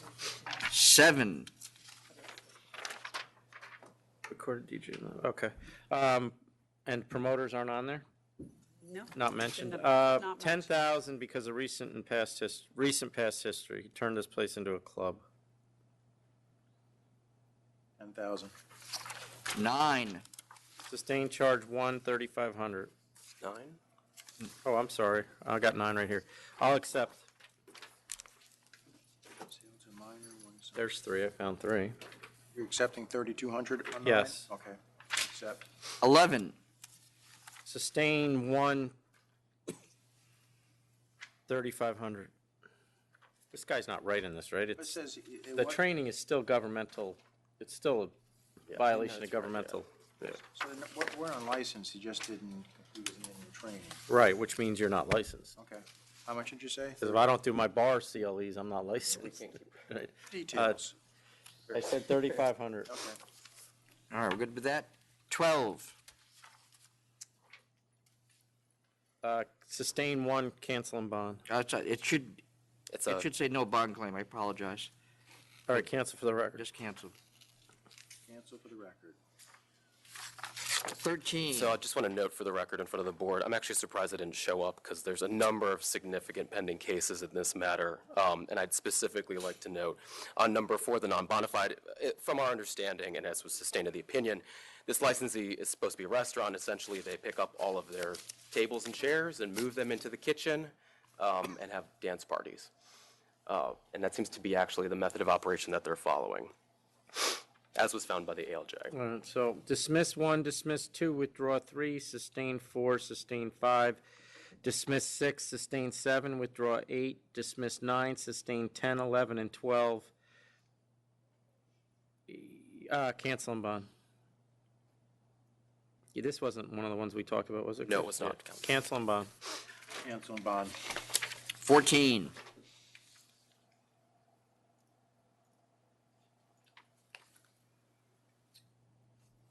Yeah, I'm gonna offer, I'm gonna counter in 10.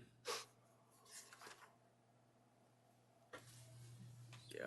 This is That's just bad. too egregious. Yep, 10. It didn't have it. I'll mention it to him after. You want to? I don't think. Counsel, would you just want to, on item 14, do you want to just double check? Whether I can cancel?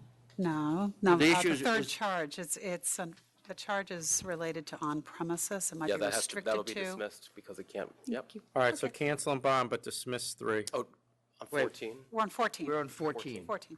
Sorry. Well, you made the counter Oh, offer. I'm sorry, counter at 10 and also dismiss 3 because it's only applicable to on-premise. Even though this guy thinks he's on-premise. We might as well charge him with it. Act like one, be charged like one. 15 and 16. Cancel and bond, I'll accept. Cancel and bond. 17. I'll accept. Last one. 9,000, accept. 18. Accept. 18, accept. 19. I just want to make sure that everybody sees the facts here. I just don't understand why he would go straight no contest, what he thought it was going to happen here. Yeah. So am I wrong? He borrowed somebody else's license and used it to cater events outside? I mean, at another location. It appears that the owner isn't really the current owner either. Are we doing anything? So I'll cancel and bond. Cancel and bond, yep. 20, Accept. Accept. 21, This is a lot of cigarettes, isn't it? Yeah, I had written cancel question mark. Anyone you guys Cancel and wanted? bond. Cancel and bond. 23, Cancel and bond. Accept. Cancel and bond, accept. 24, Cancel for the record. It's revoke, I think. Yeah, for the no, I'm record. revoking. Revoking for the record. We already revoked. Yeah. So I'll revoke for the record. Any kind of prescription like that on them? No. No, in fact, I think they have a new application pending. All right. Of course. Are you all set with that, Commissioner? Yes, sir. Okay. 25, I'll accept, even though I think it's a little low, but Yeah. it's not worth the 500. Accept. 26, Wife of Veiling. I'm assuming the cigarette task force didn't find anything since that's what they were doing? Doesn't look like anything was charged, yeah. All right, I'll accept even though it should be higher. A little murky, but yep. 27, Revoke for the record. 28, Cancel for the record. Cancel. 29, 2,000 and require them to file a change in method of operation or amend the license.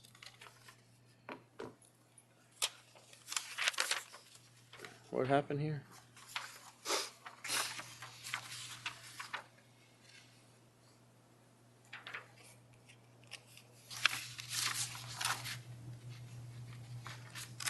Yeah, if they do file a change in method of operation or amend the license from this was a restaurant, it's not, right? It's not, then it's a new application. Then, all right. Yeah. So then require them to file a new application, but it should come here. No, you know what? It doesn't need to come here, but $2,000. 2,000, yep. wait. Maybe I won't. So they have to, they're required to file a new app, So what's the penalty then? 2,000 and required to file a new application to get a new method of, or they're gonna be a tavern now, right? Oh, wait a minute, they're now on SAPA. So you want us to go ahead and issue the renewal? Yes. And they got what, until the expiration of the What do you usually give renewal? them? No, We don't give them anything. You usually give them a time frame that they have to, 4 months from the date of the letter. 4 months to file the.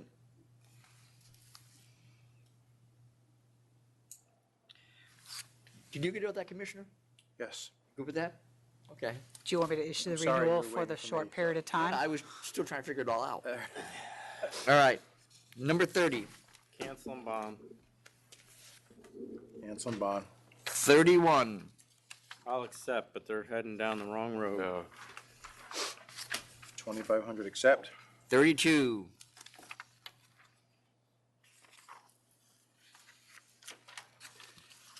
I'll accept only because I would be no, I'm gonna counter at 4,000. MS-13 gang member. Yeah, this came is in. bad. I just think, I'm not gonna say anything, but I'll counter at 4,000. Yeah. 4,000. I think you're being 35, nice. Oh, the alternative isn't. 35. I'll counter 12,000. It's a forced sale and they have other bad history. And more. What? technically, you really can't count. Oh, you're right. Okay, I'll take the 10. That's why it was low. So 10, once more and done. Last one, yeah. Yep.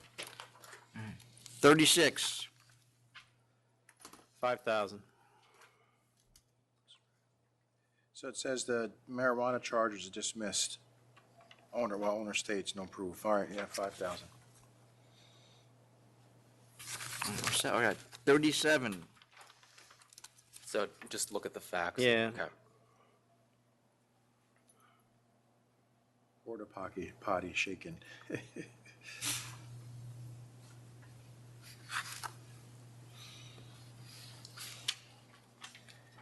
How long have they been open? Because they have such a long history, I'm gonna keep them open, but it's gonna be 15,000. 15,000. 38, Accept the 10,000, 10-day suspension. Accept. 39. Ay.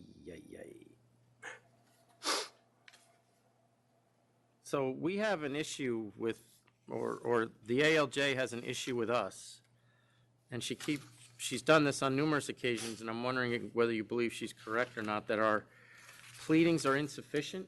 No, I don't agree. I don't either, because don't we do a bill of particulars that specifies everything? And upon under request. SAPA, we decide how sufficient the bill of particulars is. And the charge is only the initial charge is supposed to be just notification of what it is. Correct. All right, so I'm gonna sustain the charge, because I don't think she's correct under our law. I think she's correct under state criminal procedure law. So what is it? She's saying there's no actual proof that the volume was coming solely from these premises. Well, I think that the cops, being across the street, could tell where it was coming from. I disagree with her on Let that. me ask you this then, since the licensee would not have shown up thinking it was going to be dismissed, do you want to go ahead and act on it today, or hold it over and let them have a chance to show up? No, I'm going to act on it today. He can reconsider if he wants. Okay. So I'm going to go 1,500. Sustained charge 1,500. 1,500. I think there was facts here that support the noise, and I think she's wrong about, she's only mentioning the fact that our pleading is not enough, but I disagree with her. At 40.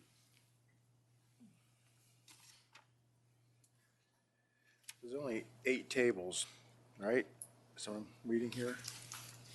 It's just wine. I'm going to deny this, because thank you. there's just too much history here, and I have a lot of questions, and nobody showed up. Yeah, that's true. Didn't help themselves. Et cetera, et cetera. Denied. 45. Same thing. I had a lot of questions regarding whether the applicant is the sole party in interest, which was also raised by the licensing examiner, and he didn't show up, or she didn't show up. Well, It's they've a also he. changed out their financing, so we've got a new player in here, I don't know So who I they can't are. ask those questions, so I'm going to deny. Denied. 46. On this one, I'd like to see the board overturn the decision on number 12 and 13. I think there's more than enough to sustain both those charges. 12 and 13? Correct. So that would mean sustain every charge? Except for 9 and I believe 19. All right, so sustain every charge except for 9 and 19, in particular 12 and 13 sustain, even though the ALJ dismissed them, because I do agree that there's enough evidence to support the purchase from unauthorized source and the improper conduct on tax liquor, and then revoke and bond with prescription. Ditto. 47. Cancel for the record. Cancel for record. 48. Accept. Cancel and bond. 50. Cancel and bond. Sustain charge 1. How about just cancel? Okay, cancel. Sustain charge 1. Cancel, no bond. Yep. 52. Sustain charge 1, 10,000. No bond available. Well, they're going to be canceled, aren't they? Yeah, they're not. Oh, it's the same place? The cancellation hasn't, 52, hasn't been served yet. Oh, I didn't see that. All right, yeah, cancel for the record. Cancel for record. 53. Dismiss charge 1. Dismiss. 54. Revoke, sustain charge 1, revoke for the record. Vote for record. 55. Sustain charge 1 and 2, 2,500. 2,500. 57 and 59. I'll accept reluctantly. It's a tough case. 1,000. Are you accepting or accepting reluctantly? Yes. Just for the record. 60. I'm going to counter at 5,000, and if there is a change of method of operation, they should come to the board. 60? 60? Oh, I don't have 60. Oh, yes, I do. I'm sorry, I got it. Oh. I'll accept. Yep, I'll accept too. 61. I'm going to counter at 5,000 because of their history and make sure the change of the method of operation comes to the board. Sounds like a record. Do you want that as a part of the counteroffer, that they have to follow the method of operation? No, because I don't think they're going to get it anyway. Okay. Well, it's already filed, so Oh. it's just direction All for right. me. Yep.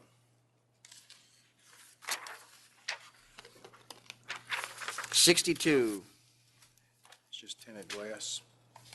Yeah, we fined them for the exact same thing in April of 2017, and in August, they still hadn't fixed it. Sustained, oh, this is just a straight no contest, 4,000. Do I issue the renewal? Is there anything else pending? 4,000. Is there anything else pending on 62? I'm looking right now. Okay. I even have it written, I don't even know if they're open. Did you get an answer to your question? He's looking it up right now. 5528.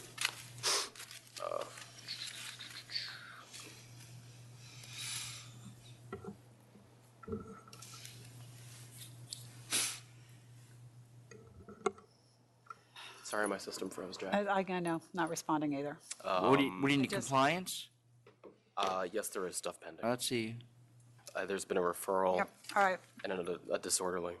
Mhm. One's already been pled. All right, Yeah. they'll stay on SAPA. All right. 63. 3,000. 3,000. 64. I'm gonna, I'll accept, but don't we need a letter of no objection for the lack of CEVO? They're saying they got,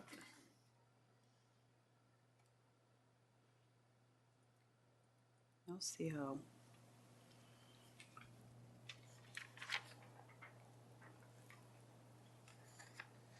to use group 6, It a said they submitted it, so it's not with us. I don't see it. Well, you can check on that, I'll but that check was on just, that. yeah. All right. Yeah. So we're accepting that? Yes. Okay. 66 and 91. What happened here? Looks a little low. I'm countering with 12,000 with proof that it complies with the method of operation submitted in the application.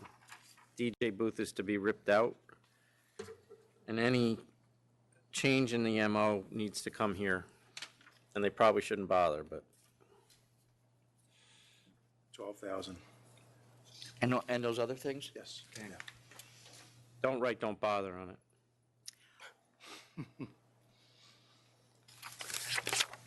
67. I'll accept. I had 10,000 on Oh. this one. All right, counter 10,000. On 67? 67? 68, I'm sorry. Oh, I'm sorry. Okay. Yeah, all right. Oh. So they offered 750. I thought you were a little high. Oh, God. 7. 7. Oh, I'm sorry, I got stuck, okay. Oh, I had bring them in, but All right, bring them in. bring them in. So put this over to 124? 124. When's this? 60. That was 67, bring That was them in. 124. 68. Okay, there we go. What'd you have, 10 on this? Yes, I All did. right, 10. Counter at 10. 69. Accept. 2,500 accept. 70 and 71. I had you pull that out earlier by Yeah. mistake. Yeah. I'm going to accept this. I spoke to Jamie Gallagher, and she said this incident was an anomaly. That the guy actually has been there forever and is making efforts to fix whatever problem happened there. So I'll accept. Accept as well. Okay. 72. Accept. 2,000 accept. 73. Accept. Should that be 3,000 because it was 19? No, 3,500 because it's a liquor store. Oh, I get those confused all Oh, the no, time. you might be right. No? No, it actually should be 6,000. Second offense. It's not on here. Oh, right, that's why it's higher, because they have a history. So 3,500 accept? Yeah, I'll give them 35. I generally don't double it to 6, unless it's a sale. Okay. All right, 74, Accept. Accept. 75,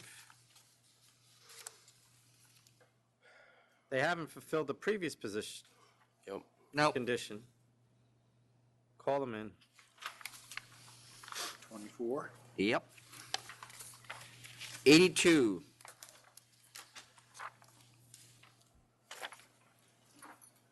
Accept. 4,000 accept. 83, Sustain charge 1, 2,500. Good start. They're open 2 months. I'm unconscious with no guard assistant. You said 25? Yeah. 25, yeah. 84, Open 9 months. And buying stolen goods. 5,000. 5,000. You know where to get a good iPad? 85, 6,000. 6,000, yeah, that's what I had too. 86, 7,500. I'll accept. 7,500. 87, I'll accept.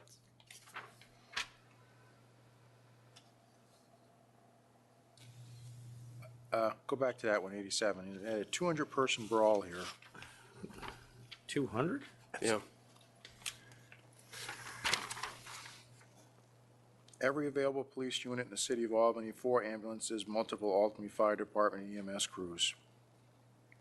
It's out in the parking lot, though. See, that's. I mean, I'm not minimizing how serious it is. I'm just questioning whether we can win. To sustain that. Can you? Lisa thinks that it's forced. I tend to trust Lisa and Jamie pretty well. I mean, that's why it's this low, is because I think she's questioning whether that there's evidence to prove it wasn't spontaneous. Okay. And they don't have a. They've been around 7 years and no history. Just the one, yeah. 4,000, I'll accept. I'll accept. 92, This should be at least 10,000. Counter at 10,000. Yeah. That's exactly what I had, 10,000. 96. I'll accept. Only thing I have left then is number 1 and number 2.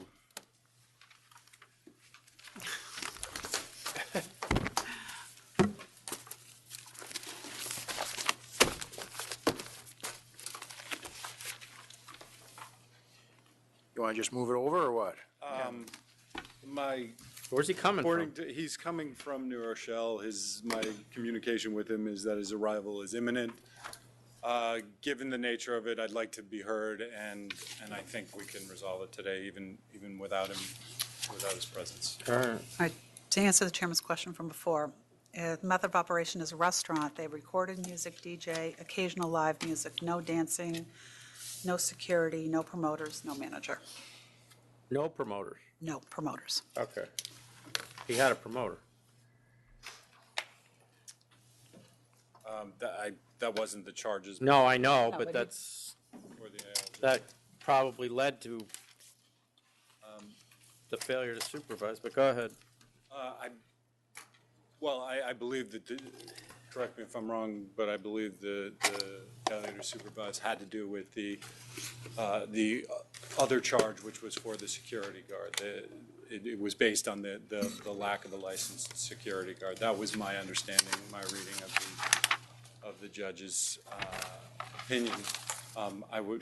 So my argument is that what you have before you is allegations of 2 instances of misconduct. One, the lack of proper registration for the security, and Oh, 2, I remember this. You want to know what bothered me the most about this? Besides the promoter, Go ahead, I'm listening. which wasn't charged, you're correct, so that has nothing to do with it, but it did. I knew that he didn't get a promoter because he's only been open 6 months, and there's no way I would have gave it. Most of the places like this I say no to. But his testimony appeared to me to be all lies. It wasn't even, it was so self-serving that he was making it up.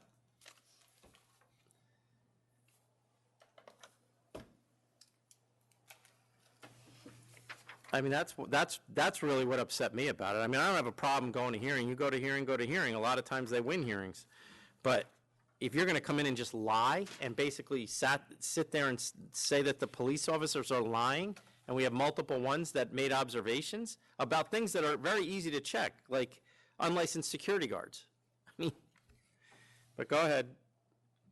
Specifically with the unlicensed security guard, I disagree with that charge. I disagree with the outcome on that charge. I disagree respectfully with the chairman's opinion on my client's testimony regarding that charge. I'm here to ask that the board keep any.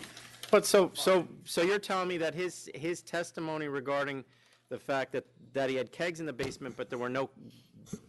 The police saw beer kegs in the basement, and he testified, no, there were no beer kegs in the basement, even though they. So we have either the cop is blatantly lying for whatever reason, and if you can explain to me why he would lie about beer kegs, I'd love to hear it. And then we have your client saying, no, they don't exist.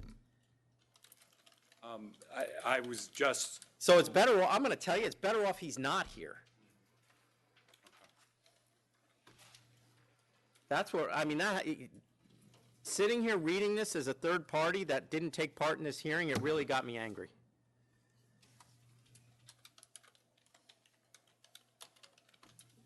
I don't know, what do you want me to do here?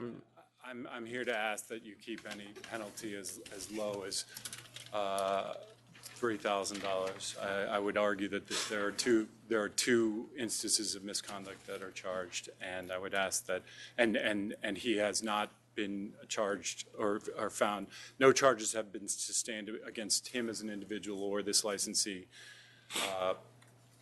prior to this. So given that it is the first time, he's had a tough go of it. He is new to this business. He was successful in another business. He's had a tough go of it in this business, and I'm working closely with him, and I don't intend to be here again. You have a number of cases. We have more cases? Oh, my God. Jeez. Yeah. There is another charge. When you say a number, I believe there's one other case. There was a prior case in which the charge was not sustained. The other case is a 118, and, I mean, it's not small cases that we have. It's not, but am I correct to say there is only one pending case? And I have a lot to say about that case. I don't think I agree. We're not going to talk about it here, and we are most certainly challenging that case. Yeah, I just have the other one. It sounds like, does he have the funds that if all these things are sustained, that he's going to stay in business? Because if all these other charges that are coming up, assuming that they get sustained, plus whatever I bang him here, he's only been open 6 months and he's got an armload of charges already. And not to mention stuff that wasn't charged, like the promoter, which half of me, having heard that, wants them to go back and charge that, because if you're open, when do you get open? June of 2016, and in January of 2017, he's having promoters, after he was specifically told here that he wasn't allowed to have promoters, which he admitted to in his testimony. It was with the community board, but Well, it was with the community board, but I'm assuming that, maybe I'm wrong, did that come here, or did that just get approved? Application? That could be. All right, I mean, I'm going to tell you, we are looking to the future. We are working hard to ensure that we don't appear here again, except for whatever is happening with this one pending charge. Well, which we intend to change. I'll sustain 1, 2 in the first proceeding and sustain 1 in the second proceeding, and 5,000. And I mean, I would go read those stipulations out loud to him again, because we don't, and you've done this long enough to know, we don't end up somewhere unless somebody complains about somebody. So it's obvious that people are complaining about him. And I'm guessing that this isn't going to solve that problem, but good luck. Yeah, I don't think we're done here either. And if he does go to hearing, I'd recommend he not lie about something that's so stupid to lie about. Why would a cop lie about kegs in a basement? I mean, the disorderly conduct, I can see that there might be different versions of that, but there's either kegs there or there's not. 5,000 is exactly what I had written down too, so 5,000 it is. I have nothing else on the calendar, Chairman, unless you have something else? No, I'm done. Thank you. What'd we do with 687 and 691? What numbers? What? 2687, 2691. What's the name? 2687. Sorry, What are you talking about? You had that. Oh, I canceled in bond and I overturned 3 and 5, right? That was, Doesn't- yeah, that was That's- 42. I did that, right? 42 and 42 and 71, I think. That was an over. Oh, okay, yeah, okay. But I did overturn them, All right, right? so- Okay. The meeting is adjourned.